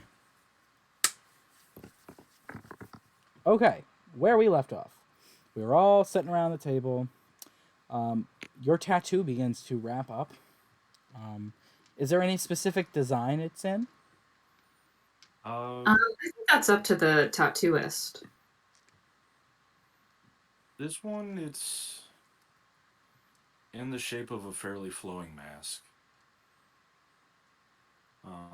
And you get the masquerade tattoo. Sweet. All right. And can you direct message me the effects of that? I believe I already have all of that information, so I'm good on my end. Okay. All right, everybody. You are enjoying some rum sticky cinnamon rolls. They're very tasty, very rummy. You got a cool new tattoo, Des. Is there anything else? You guys are bad influences on this child. Hey, hey, Her I dad. didn't do anything yet. Her dad's gonna be so mad at us. And she's gonna come back tattooed. He's gonna be especially mad at me. Yeah. It's cool. This one can move around on the body as per the person that has it dictates. Oh wow. That's What kind of useful because tattoo you have there, Des? I haven't brought anyone to a mercenary camp yet. Oh. And I have not yet taught anyone how to crush an enemy skull, batter the bones into something, and make an offering to their deities as well. That sounds intense. That is how Sharkin society is, which needs to change, considering the enemy we always search for. Okay. Problematic, but interesting. What would you all like to do now? You gave her a tattoo. You still got free range of the bar. Is Rhinestone here? Rhinestone is indeed here. He seems to be finishing up tuning his guitar. Okay, I'm just checking. Is there any place where I could definitely buy supplies? It's Are we you have to go back. asking me, or are you asking Crow? I'd be asking Crow. Okay. Wait, You're looking for supplies. What kind of supplies are you looking for? actually, I lost this when my camp was attacked. Some throwing knives and hand axes. Yeah, I mean, I'm sure Lolonese has plenty of weaponry. They do have a couple of blacksmiths. But if you're looking for really high quality stuff, I know where you're going in Gion. for the ball has a very good blacksmith, but they're going to be a little pricey, so it's really going to depend on the person. Hmm. Well, I managed to keep a hold of all of my weaponry, so I'm set. I'll keep it. I overhear him saying about good blacksmith wall, so I'm gonna remember that for later. Hmm. So Okay. at that point, I just walk back and just gonna ask Harrigan, you did something like detect if anything's evil with that worm, right? Indeed, lad, I did. I just put my sword in front of him. This is my captain's sword. Can you do the same thing on it? Very well, lad. Let us see what I can do. I then use divine sense on the sword. This, so it just detects good or evil, right? Yeah, yeah, just There like is the worm. nothing inherently good or evil about this sword. Okay. No, lad, there is nothing evil regarding this sword or good. It is like any item would be Okay. purely neutral. Hmm. Thank you. Hmm. Put it back, just thinking about like the scar and everything. Just like, what else could it be? Do you Um, believe you have something on you that could be evil? That's you. Other than this thing, I have no idea.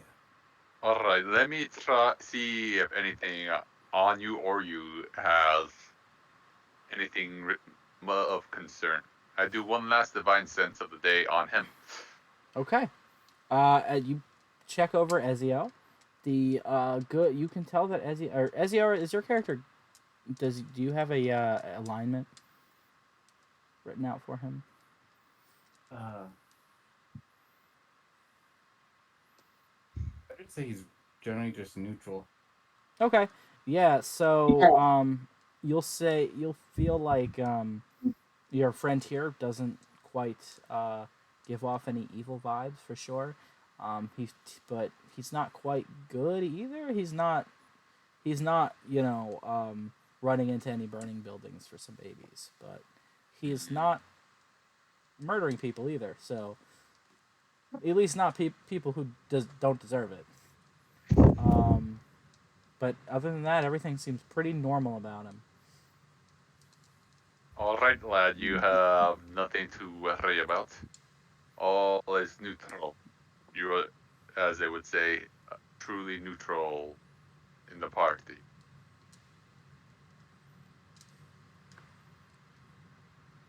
Okay, folks. And I then turn to Crow. Where is the place for worship I can go to? There's plenty of places you can go for worship. I mean, I'm sure about every town in this kingdom has some In the form bar? of in the bar. In the in the Oh, crow's nest? we have. I mean, we don't necessarily have any sort of worshipy areas here. You're free to worship wherever you'd like, but I don't have any like deity worshiping areas. Then slap my knees and stand up. I shall be in my room. I Okay. get up from the table and leave. Kerrigan goes to his room. The rest of you. I'm to, out of curiosity, take a sniff of this alcohol that Crow brought over the table for Martine to use. Immediately gag, put it down, and then sort of like lean on the back of my chair and be like, "Hey, Mr. Crow, you said we got outfits for this ball, right?" I have outfits. Well, Wellspoke is a fantastic tailor. Have I introduced you to Wellspoke yet? I think we've had formal introduction. Oh, Wellspoke! He whistles, and you see a little crow humanoid person walk out. They are a Kenku, and he is wearing a little chef's outfit. Martine, you would have met him in the kitchen. He is the chef. of the tavern. And Wellspoke walks out and he's like, "Hello, I am Wellspoke. How can I help you?"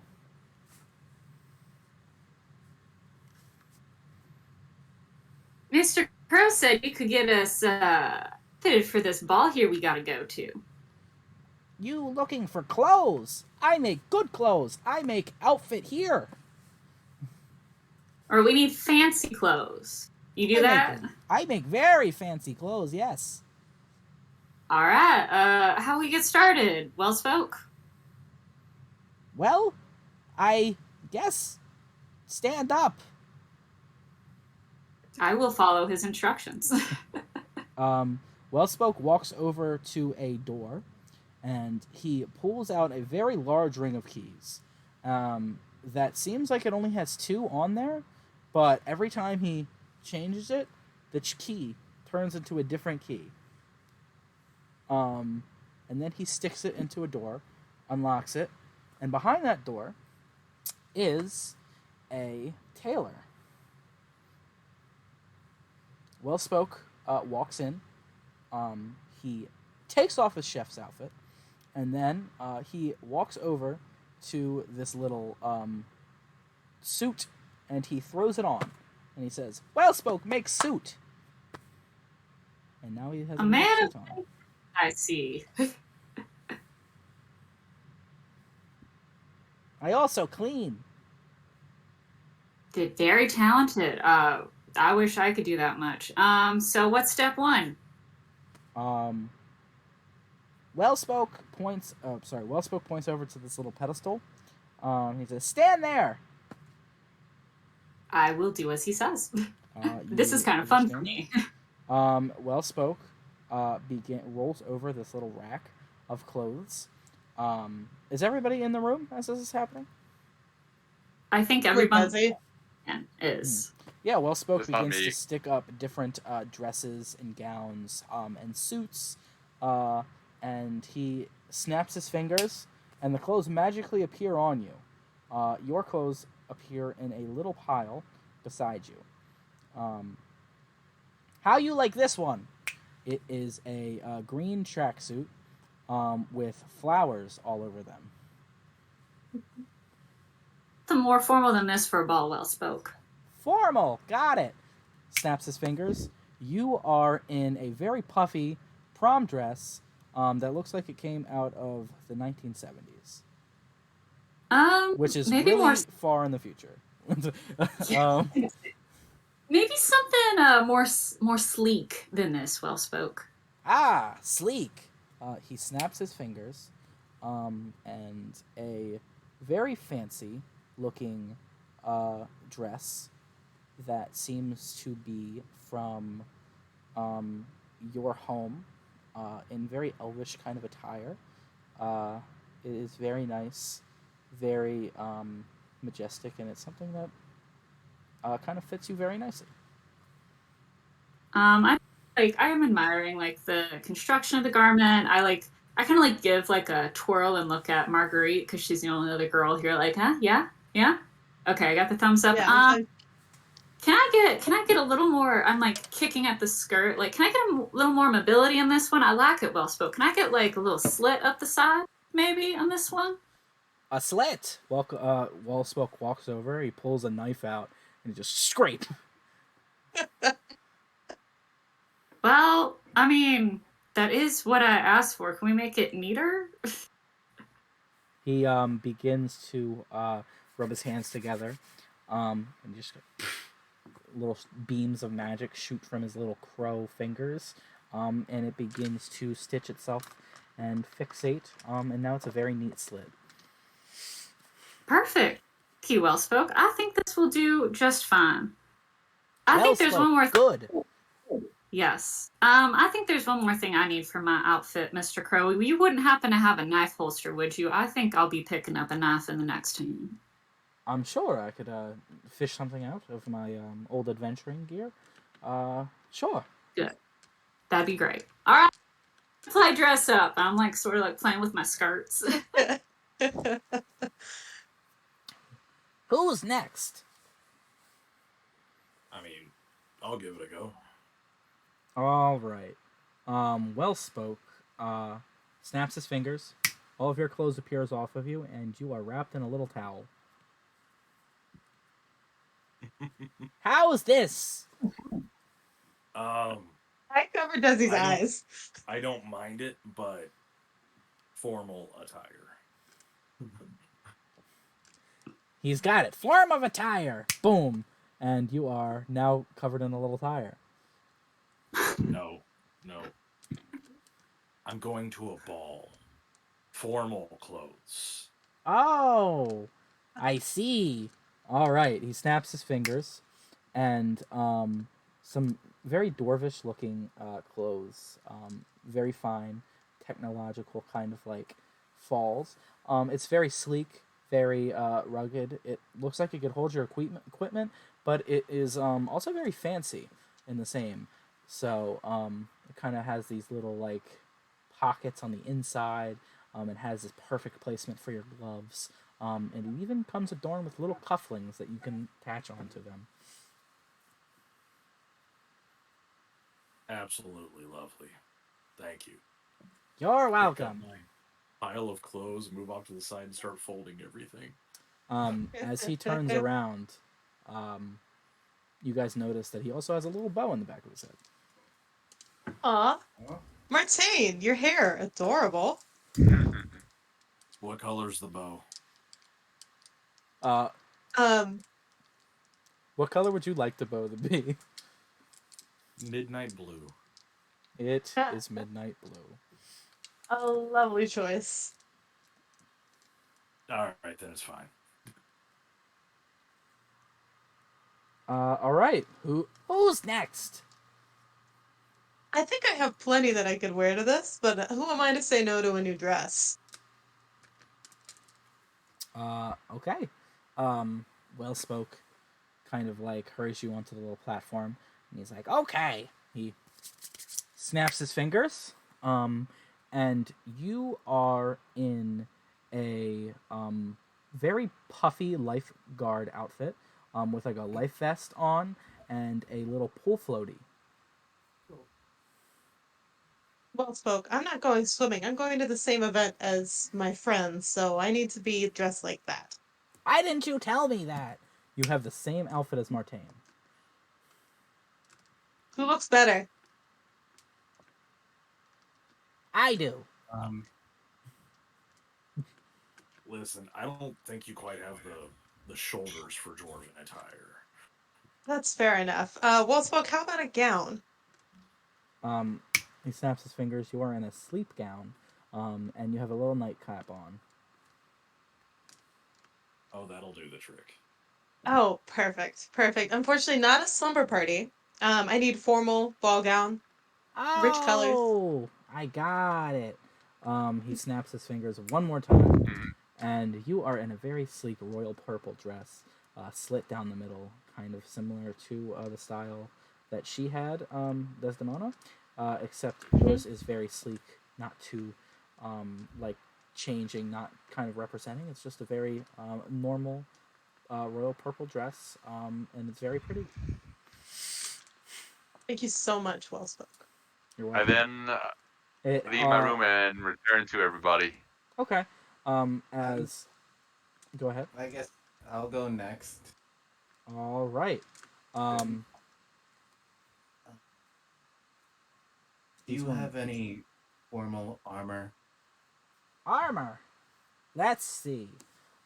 He's gonna snap his fingers, and you're gonna have a breastplate on, a shin guard for skating, and a knee pad, but you're wearing it like a helmet. No, like if I were to do security. Security. He snaps his fingers, and you have like a little bouncer outfit on, like a black T-shirt and jeans, um, sunglasses. Blart. Blart, yes, you have the Paul Blart Mall Cop outfit on. No, no, no, You know no, we have an no. invite to this place, right? Something, something more formal for security. Like if I'm Oh, guarding royalty. He snaps his fingers, and now you have a little bow tie on. Same outfit.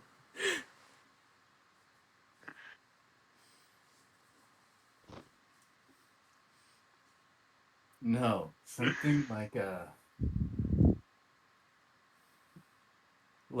a queen's guard that's going to a ball. Security. I see. I gotcha. He snaps his fingers, and you are in a very royal kind of knightly outfit. It has very like royal blue kind of colors, and it's adorned with little medals. It has like a kind of a sooty kind of exterior, but you can feel like a chainmail kind of interior, kind of covering up everything that's important. And your birdie head still kind of pops out. It's very nice.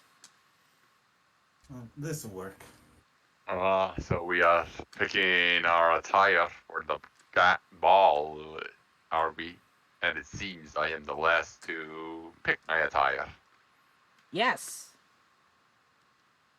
Well spoke. You an interesting fella. Kind of shoves you onto the little platform. Hey, he's hey, like, here you go. He snaps his fingers. You are in a hot pink bikini. I do I not. clap. Marguerite loves it. I think you should wear that. It's beautiful. Kerrigan, beautiful. I would say Little so bird, too. little bird, this is not what I am looking for. What are you looking for? Formal attire for a ball. I see. He snaps his fingers, and you are holding a beach ball. This is not what I mean. Formal attire for a shotgun to wear at a ball, but also maybe some armor underneath the formal attire, somewhere I can keep a weapon on me, but not have it be obvious. Well, why didn't you just say so? He snaps his I was fingers. gonna. He snaps his fingers, and now you are wearing very nice, kind of like armored exterior kind of plate. It's knightly, similar to Ezio's, except yours is more suited towards Sharkin. You have a little like slit coming out of the back for your fin to pop out, and you have like little attachments to it that allows you to kind of store your weapons. And Crow returns a moment later, and he has this little concealed carrying knife holster, and he's like, I think this is for you. You're welcome to have it. You can use it for your dress. Perfect, thank you. This Wow. is gonna be great. You all I look don't- fantastic. Thank you. Yeah. Indeed. I think This it's is about quite time for me to get a appropriate. makeover. Are you coming to ball with us, Mr. Crow? I'm afraid that I can't. I actually have to stay here and run the tavern, as much as I'd love to. Little bird, why do you not give Crow a makeover? It seems he wishes for new attire as well. Well spoke kind of nods. He snaps his fingers. Crow is wearing like a GI Joe kind of army outfit all of a sudden, and he's like, I don't think this is exactly what I was going for, well spoke, but I do appreciate it. And he's like, maybe one more time. Well spoke snaps his fingers. Crow is standing in a bright pink short miniskirt and a high heels and a nice little blouse. And Crow kind of ponders it over for a second, and he's like, you know what? Maybe. The high heels are great for calf strength. I think You we won't will work regret it. on it. Why don't you all enjoy your rest of your day, and I will keep worrying about this outfit. And you see Crow kind of start going through a couple of different outfit choices. He flickers through a couple of different ones, awkwardly comical, changing At one point, he's in a mascot outfit. Uh, everything's just constantly changing. What would you all like to do? You're dressed to the tens. I would like to give Wellspoke a cinnamon roll. Well Spoke grabs the cinnamon roll and he's like, "Thank you." Um, and he starts to peck at it with his beak. He's just like, Crow is now kind of looking at him, All right, and Marco. he is wearing like a pair of heart boxers and a beater, and he's just like, I guess I'll wait here then. There's the what is the name of the little bird again? His name is Well Spoke. Thank you. Well spoke. Could you help me properly put away my new attire somewhere safe so I'll be ready for tomorrow? Don't worry, anybody who'd like to leave the outfit here, just leave it neatly, and we will have it all ready for you. All right. Okay. I then return to my room so I can remove it and change back to my previous armor. Okay. All right. Good. So. Me practicing my hiding skills. What else do we need to do to get ready for tomorrow, y'all? Um, And return in my former armor and leave the new apparel with Wellspoke. What That's do fine. you believe we need to do this, Demona? I just have to get good at running heels real fast. That's all I gotta do. we And need to figure out how to talk to nobles, I guess. yes, that is something I also need to learn as well. Marguerite, what's the crash course in talking to people above our station? It's a good question, and they'll fill the silence themselves. Great. Nobles love nothing more than talking about themselves. So Oh, you, great. as what you're saying, Marguerite, is just ask them what they think of themselves, and then they will tell you. So directly, I would maybe ask something like, "What are you doing here? How do you know such and such?" Um, but honestly, they might strike up a conversation with you. I don't know how many people at this party will have ever seen a giant sharkin before. Giant. Well, Marguerite, you have not seen a true giant. Those cannibals are things of pure nightmares. With all due respect, I am quite a bit older than you and have seen quite a few things. But you should be fine tomorrow, as Thank long you. as they will talk about themselves. Ezio, if you want, you can stick with me and be security if you don't want to talk. That's probably the better option because I have punched people in the face for talking about themselves too much. Oh. There may be some people at this party under the assumption that I'm a duchess. Just roll with it. All right. Good to know. Hmm. Yeah, but And Des, I guess I'll run interference for you. Yeah. I guess we can take Sharkin with us too. I feel like that no one is going to be looking at me if I am with him. yes, Les, I was going to offer being near you, as it seems I would draw the most attention out of all of us here. Great. All right. Mr. Crow, is there anything else we need to do to get ready for our next possibly dangerous, hopefully fun, hopefully no deadly book romancers or earworms or anything else adventure?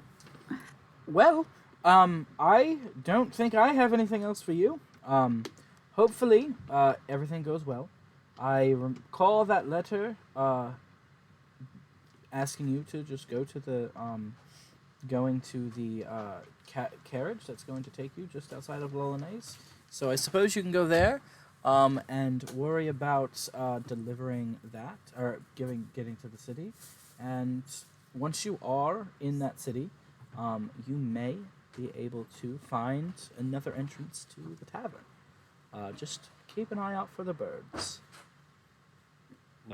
Before we go to this carriage, is it big enough for all of us? I'm sure it would be. I can't be certain on that. I'm not the one who sent it, but I don't see why he would send you a carriage that wouldn't fit you all. Yes, because you can see the concern since I am the largest one here in the group. Yeah, I understand. Well, I hope you all have a wonderful day. You stay safe out there. Is the bottle of the death booze still on the table? It is still on the table. Martine's taking a swig. Roll a Constitution saving throw, Martine. Does this count as poison? If so, I have advantage. It is not. I mean, is alcohol just poison in general? I mean, You know what? You can have the advantage. Why not? You had your first beer when you were 5. how do you think dwarves get advantage on saves against poison? Snake handling? Snake. So that is. That's the Mona. Yes. Would you now wish to practice your bowstring, being It's able a to fire an 21. arrow? 21. Alright, let's hold on the bowstring. 1 second. Oh. Sorry. How's Martine doing with alcohol? What was that? How's Martine 21. doing with alcohol? With a 21. 21, you drink Yeah. that, and you take a big old swig of the this orcish grain alcohol. It burns the back of your throat, but it burns real good. You feel it, kind of like sit down in your stomach. It warms your whole body up. It's nice. It's real nice. And it just like puts the cork on, just like hands it to Crow. Yeah, take that swig out of my next pay. Okay, will do.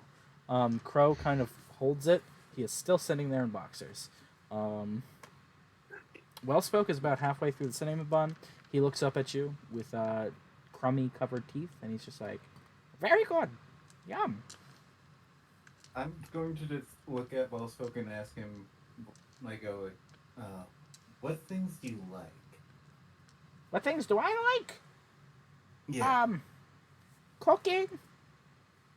This cinnamon roll. Seeds. Um, Ice cream, but I can't eat it. I just like to smell it. I'm lactose intolerant. Um, He is a well spoken. Speaking. Um, I like a lot of things.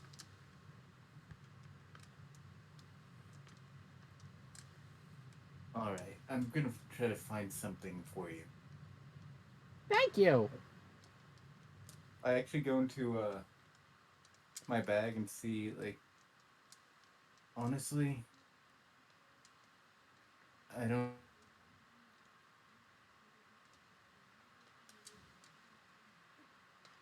Uh-oh.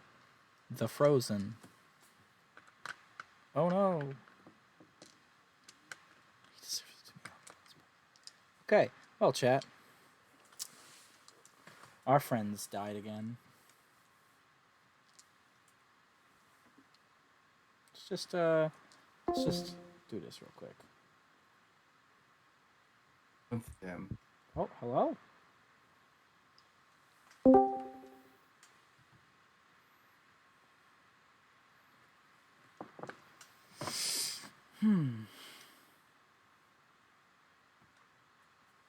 I guess we will all see in a moment. The freeze returns.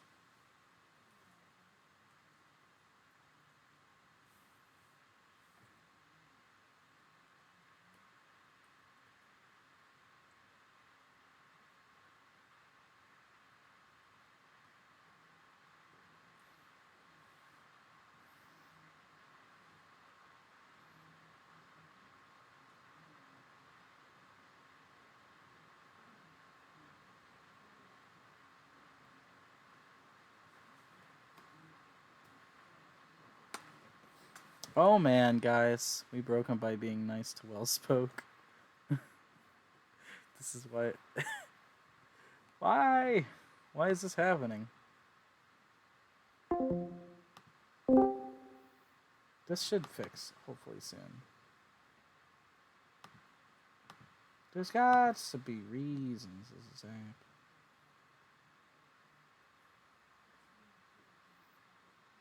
Oh, chat. What is going? What if I close out? All right, everybody. We're going to get blinded for a second. Nobody panic. You can see areas of the map. Whoop, whoop. Do do do do do do do do do do do do do do do. I hope everybody's having a wonderful day.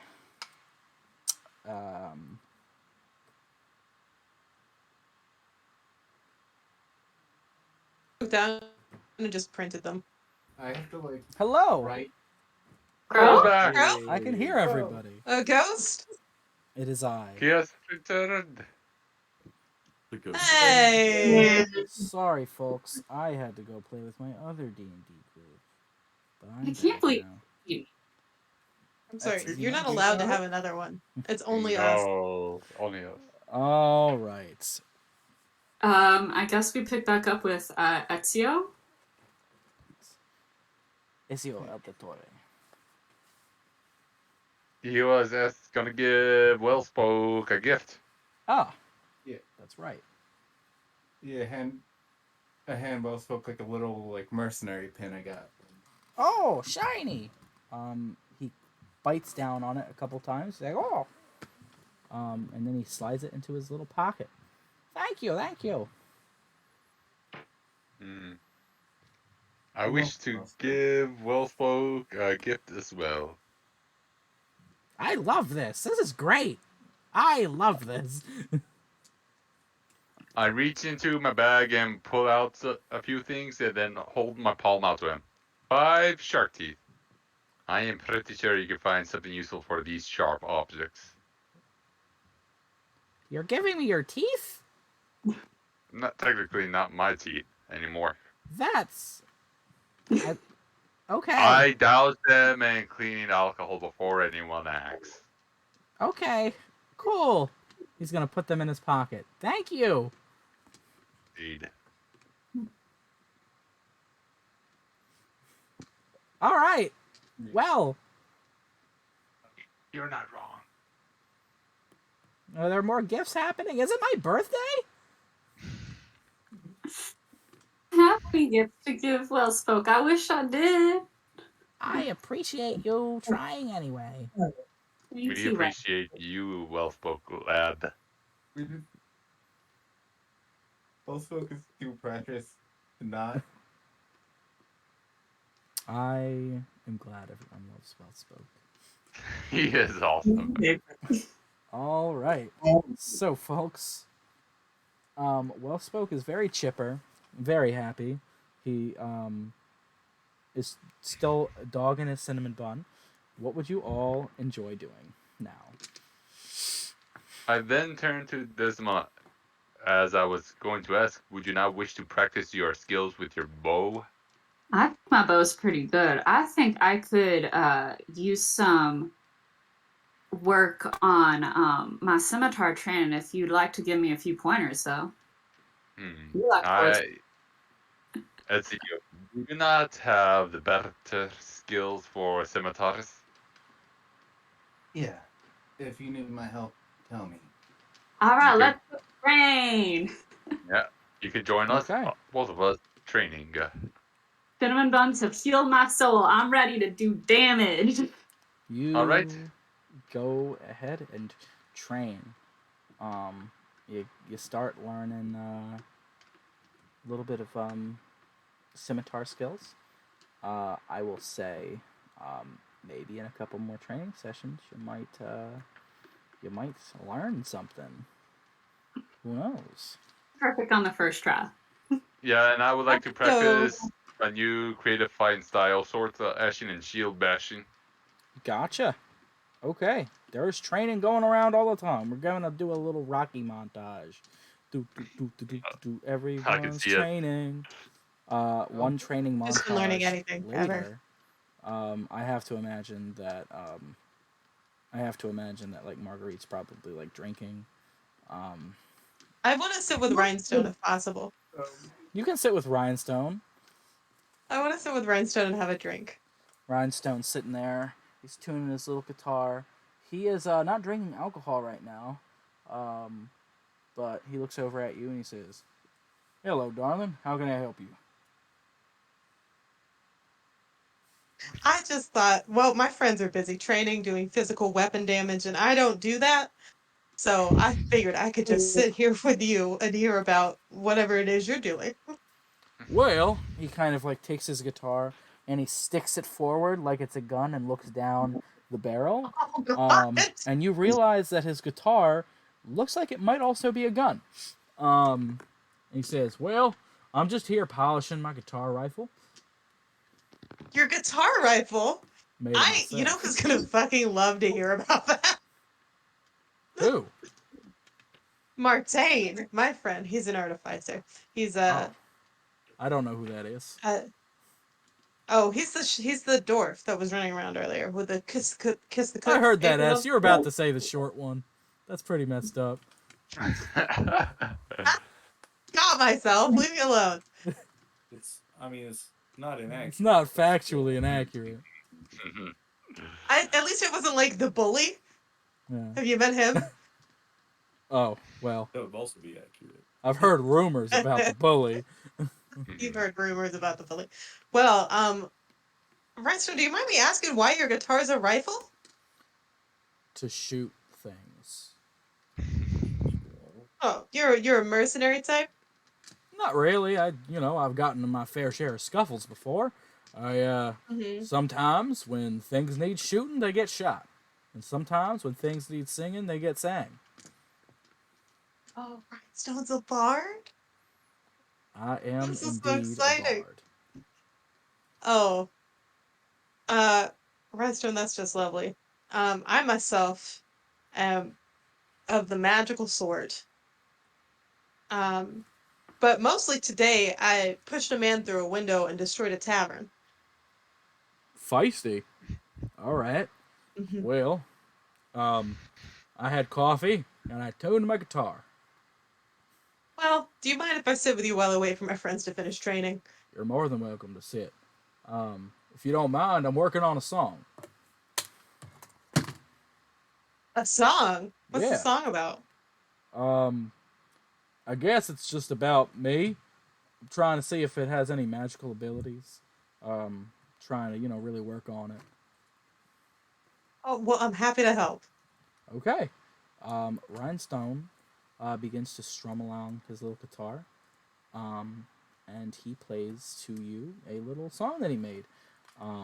It's very nice. It's very cowboy-y. And you have bardic inspiration. Me? Wow, what a dream. Thank you, Rhinestone. You're welcome. I'm not prepared to sing right now, guys, so it ain't happening. Okay. Like a rhinestone Um, cowboy. That's all he sings. Just over and over again. I appreciate it. I'm having the time of my life. So, Martain, Ezio, what are you up to? I'm training with the others. Yeah. Martain's gonna ask Crow. So, do you have any kind of workshop around here?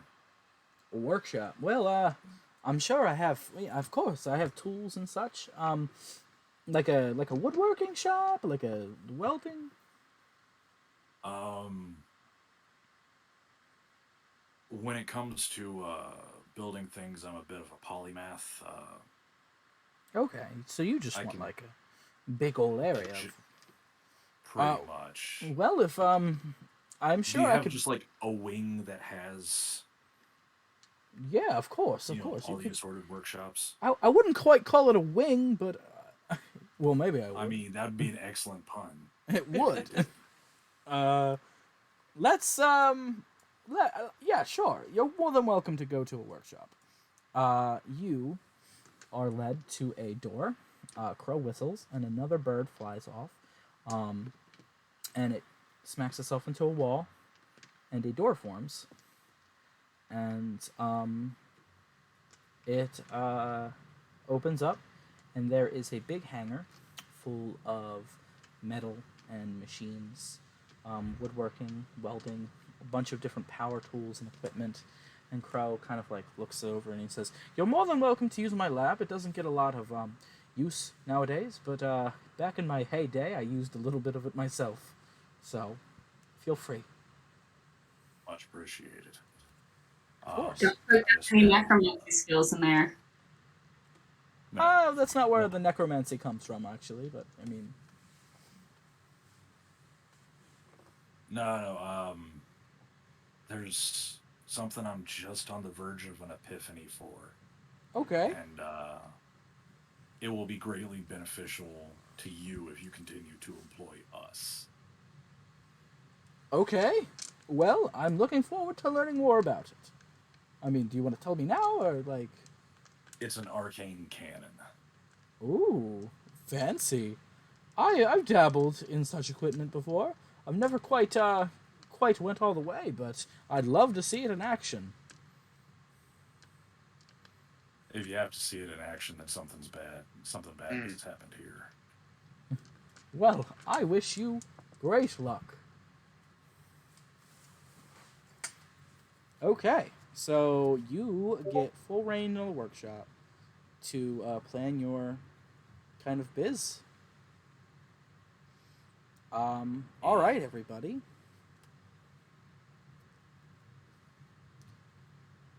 Does anybody have anything that they would like to do?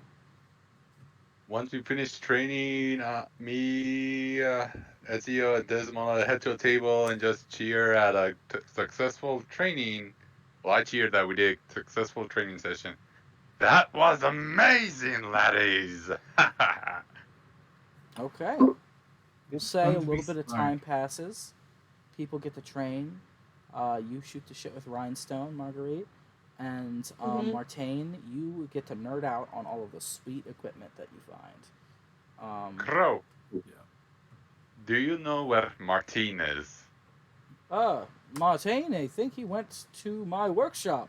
That new door over there leads right to it. Alright, I wish to ask if an idea I have is even possible, but thank you. I head to the door and Okay. open it. You open the door, and you see Martine doing. Currently he's testing spring tension and also like fitting platforms inside of tubes so they can like fit over the springs and like withdraw within the tubes as like an Ooh. auto resetting launcher mechanism. Very fancy. You are one step closer to the edge, and you're about to break through. Hello there, Martine. I have a question for ya. Is it an emergency? No. Gently sets the spring down so it doesn't fly off and disappear into a dark corner of the damn workshop. Alright. What's up? I had an idea for a shield. As you can see, I'm using it for bashing, but is there a way to put a hidden weapon into a shield? As what I've seen you do have hidden mechanisms to unleash a surprising weapon.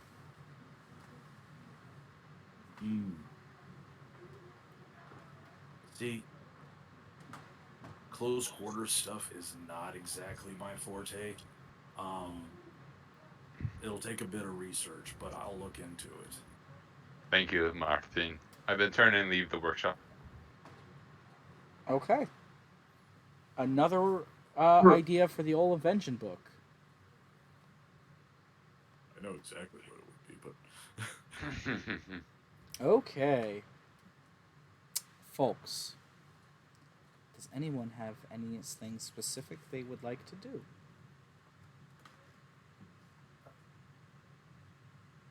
This is just, like Ether kind of walks up to Crow Mm-hmm. and is like, I don't want to lose this, and I'm going to a ball. Can you hold this sword here? Oh, of course. I'd love to hold. Ooh, this thing is frightening looking. Okay. He kind of picks it up, and Crow, you kind of see his eyes start to widen as he's holding it. And he kind of shakes off whatever was going on in his head, and he puts it behind the counter, and he's like, I'll make sure I get this back to you as soon as I can. Okay. Okay. What is he can? All right. As soon as you get back. Sorry, Okay. DM needs more caffeine in his head. All right. What time is it even? Do we have to go to this carriage today, or are we staying here another night? Um, the carriage is probably gonna be wondering where you are. Oh shit. Okay, guys, we gotta go. All right. Where is he? I quickly go back and get dressed in my room. Very I don't think I ever hard. changed out of this dress. I did not. Yeah, I maybe. kept it. I don't I don't think anyone really did. Okay. Yeah. No, I know. Fine garb. Oh no. Well, you Oh, guys no are all wonder leaving. Rhinestone's so willing to talk to me. Like, I look great. Well, Oh no. I mean, as long as someone has prestidigitation, we don't stink.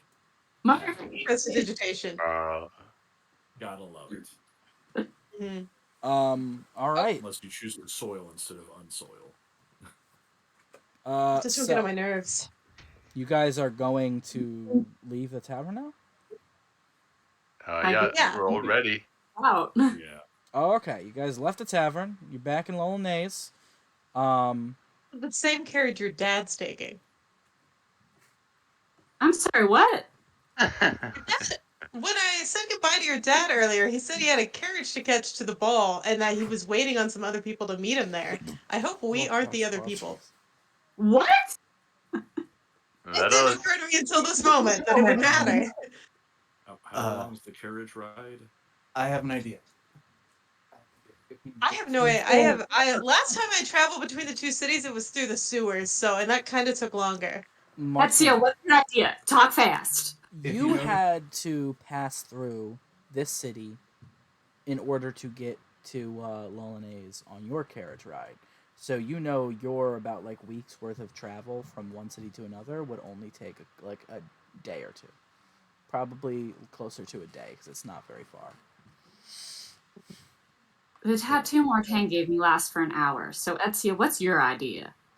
Well, if he starts asking questions, you were asked by Marguerite to lead her around the areas here. Martine's helping her with magic supplies. Me and Kerrigan are her security. That works. Great, except for the fact that I am the spitting image of my father. What of the mask we have acquired for this event? Mine is. Hold on, I gotta look that up. I mean, he raised her, so you think he's not going to recognize a jawline, or? Because I'm assuming these are like normal, like masquerade, like half masks. Mm-hmm. Drug him. Drug him, is that what you said? Kerrigan, how hard can you knock the door so he gets knocked out? Please don't God. question. Oh no. Your father is incredibly sturdy. I would not be concerned. Did you say the tattoo only lasted for an hour? I believe so. Yeah. Yikes. Was not aware of that. Disguise self effect only lasts for an hour. Oh. Then how long do you need to reset it? It can do that once a day. Okay, Bonus but long rest. Okay, gotcha. I'm so.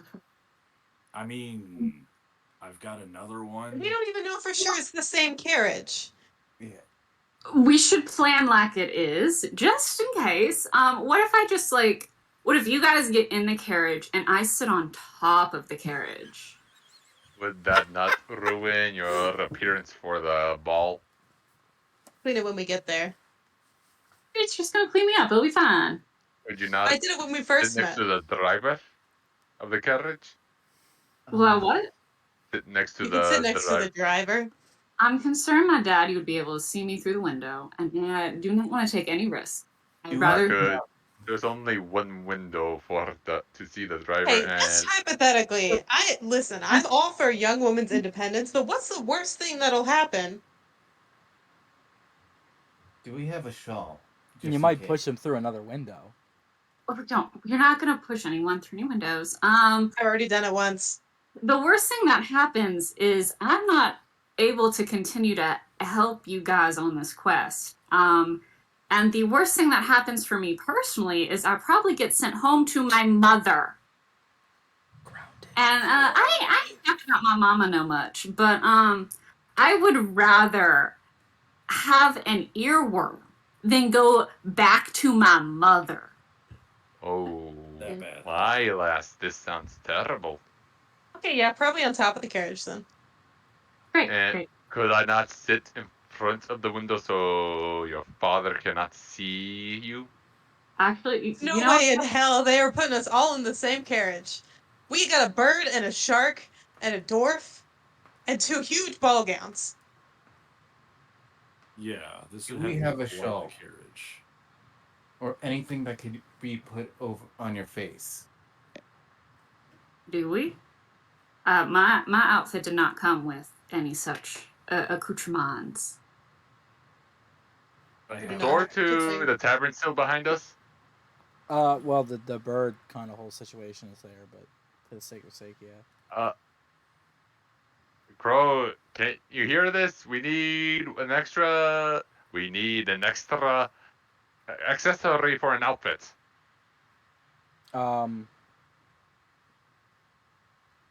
You hear a faint snap come from the distance. Well spoke is like, yeah.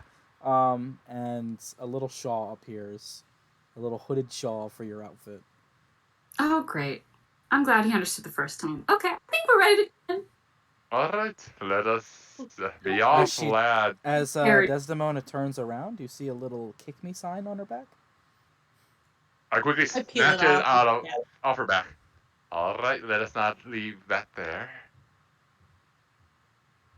I have no Well- idea what just happened.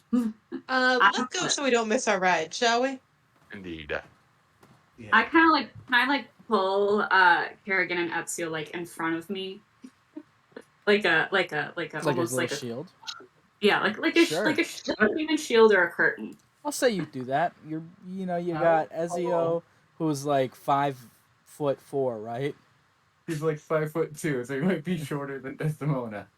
I am taller than you. So you're like kind of crouching behind me, but the shark is like providing pretty ample cover. Great. All I right, will walk in front just in case. don't be any more 'Cause- suspicious. Yeah, if it's him, at least he knows me.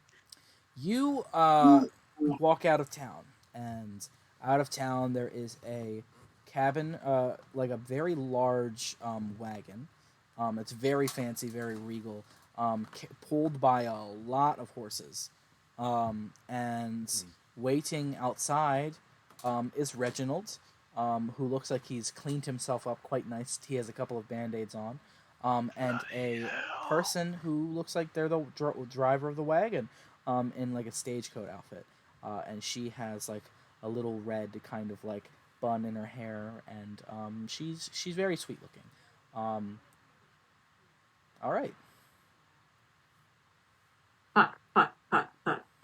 Okay, I turn around really quickly. I'm like, okay, calm no, I down. turn around really quickly and I say, y'all get her in good with the driver. I'm gonna go talk to Reginald. You can come with Martin.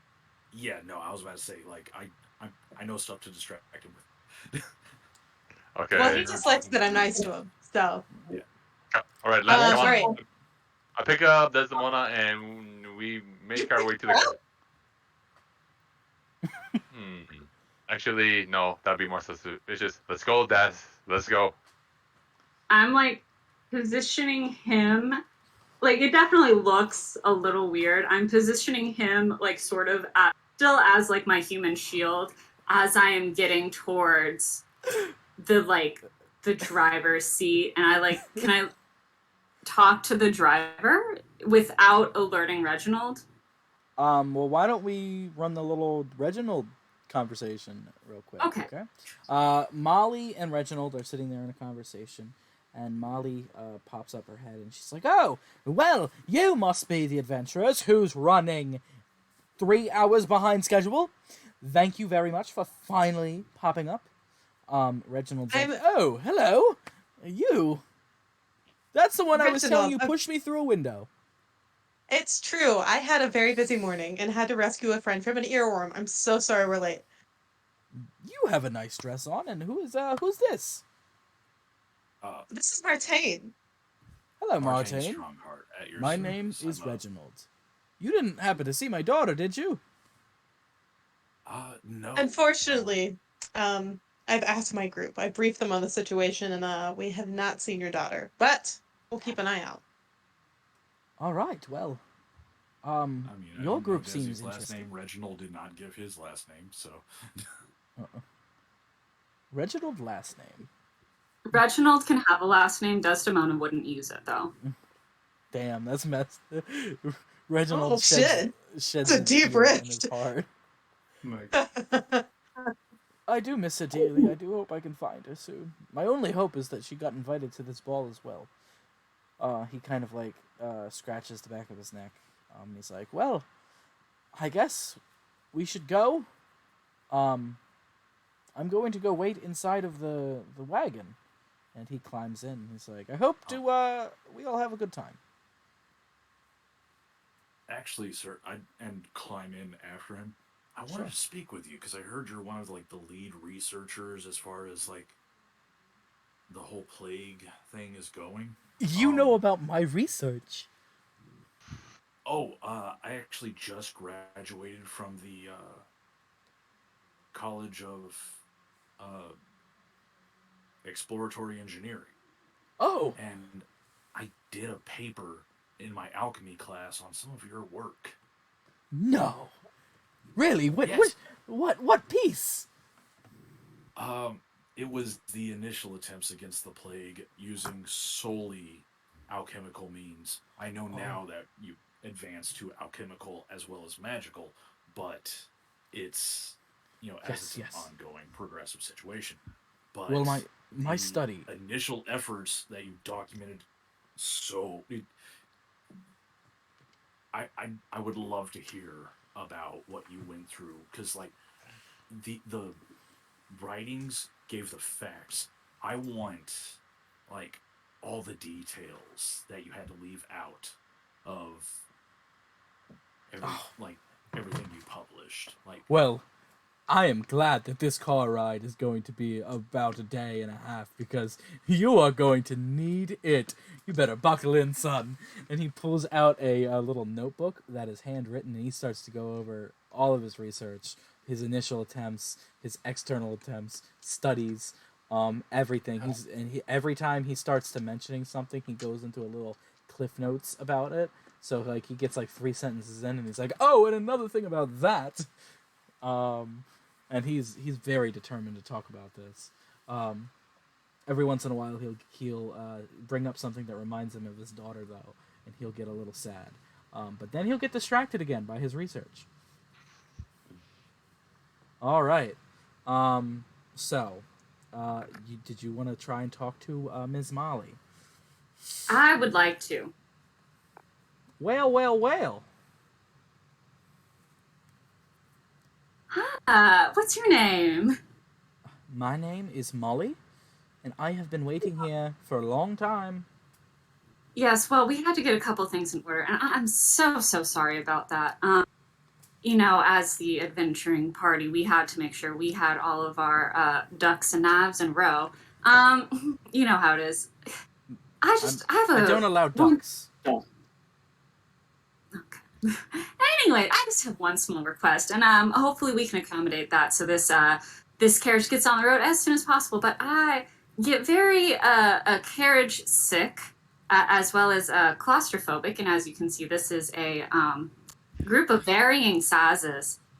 Would it be possible that I could sit up in the front with you to avoid any of said sicknesses? Is somebody in your wagon sick? No. I get motion sick. So if I Oh, ride in a carriage, I might throw up, and I'm not in the mood for that. You know. okay, why don't you roll a persuasion check on her here?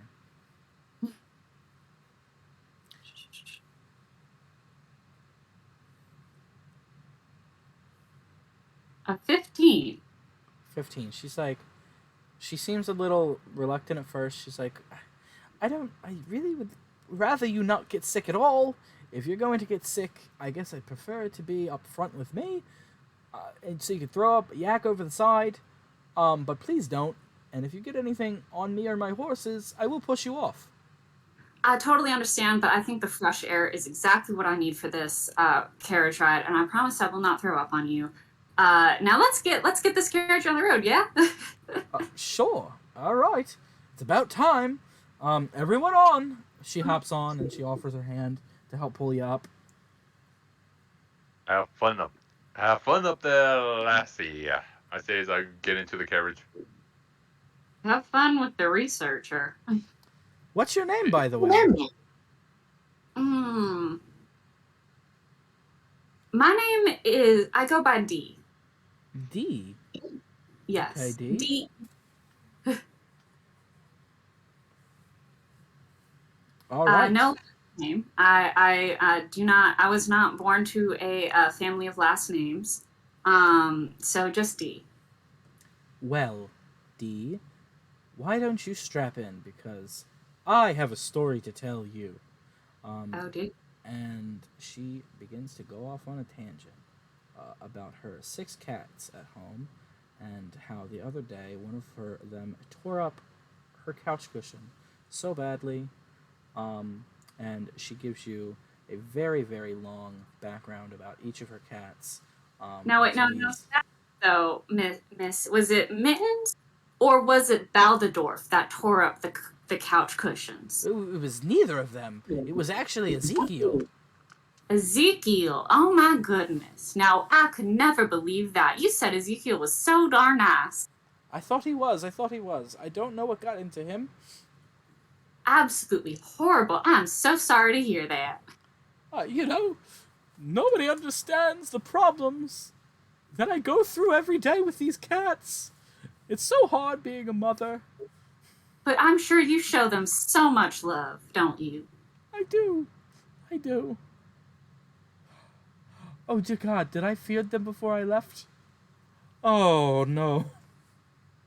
I'm sure they'll be fine. Cats are very, very good about making sure they're okay. Have you ever seen a cougar? It's a desert cat. It's real big. I have not, but the last time I didn't feed my cats, I had 4. Now I have 3. I thought you said you had 6. I had to get 2 more after that. Oh, that's fair. I understand that. 3 more after that. Hopefully you'll come back to all 6. Or 7, who knows? Oh, that'd be interesting. Maybe. I hope they're all spayed and neutered. What is that? Oh my god. So what was it that Baldorf was doing last week? And she begins to tell you another story about Baldorf. Okay. As Kerrigan enters the carriage, he hears her father begin his research, so knowing he probably fall asleep, he engages in false sleep. He was basically eyes stay open and he stays motionless. Okay, he's practiced the art of being so incredibly still. He is invisible to the naked eye. Anybody else want anything, or are we good? I mean, I will You could talk to them as needed. Okay. All right. So if you hear groaning, it's Ezio kind of like already done with the conversation. Well, I think it is about time we wrap up. However, I will leave you all with this piece of knowledge that you learn from Reginald. He kind of starts flipping through his notes and he's kind of like pondering over his journal. I just don't understand why this disease is so strong. Our best healers, with the strongest of magic, can't cure it. A cure disease spell will simply revert it to its first stages, but it never goes away. This fungus, it continues to grow and grow and grow until it suffocates you and chokes you and you die. It means death the second you contract it. It's terrifying. It's a slow and painful process that lasts for weeks and weeks, and there's no cure to the bloody thing. I've tried every herb, every spell, but nothing. I don't know what to do. You say it's a mold. Is there a chance? Let me think. It's a fungus. Well, fungus. Is there a chance that this fungus is sentient? I don't know. Like mayhaps. He begins to scribble like questions in his novel, or his little notebook, and kind of ponders over it. He gets real quiet and he's like, "Sentient, strange." Yeah, and like it's all answering to like a hive mind, which is what's keeping it, propagating. He begins to kind of question this, and he's like, "You know, it's possible. I've read of mushroom deities before, but I've never been too keen on like understanding them. Maybe we'll have to look into these hive minds, these mushrooms in the world." I mean, appreciate you bringing that to my attention. It was just an idea. Well, Instead of treating each case as an individual, treat it all as one large case. there are no bad ideas. I do greatly appreciate it.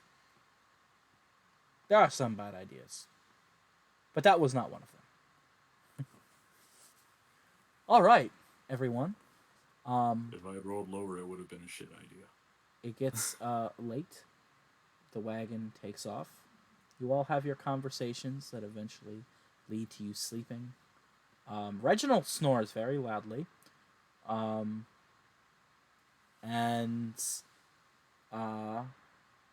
you all kind of fade away with the night. And I think that is where we're going to end this session. Okay, that was a Excellent ton of job, fun. Crow.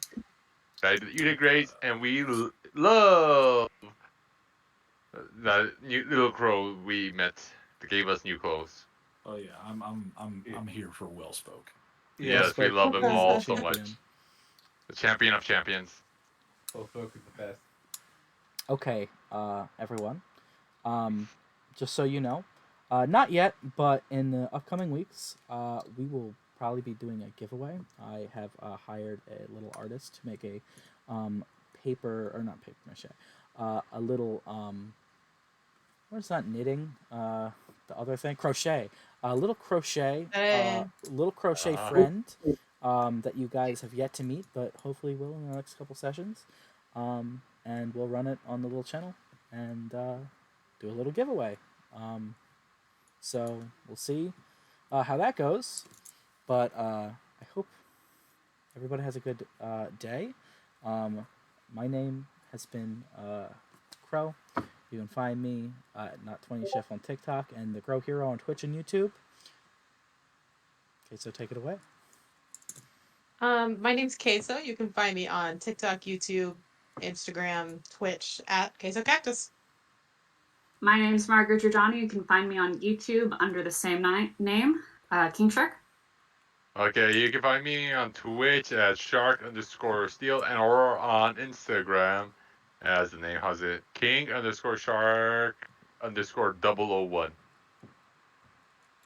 And Joe. You can find me on the places that I want to be found as Grunt Joe. Find me elsewhere. No, you didn't.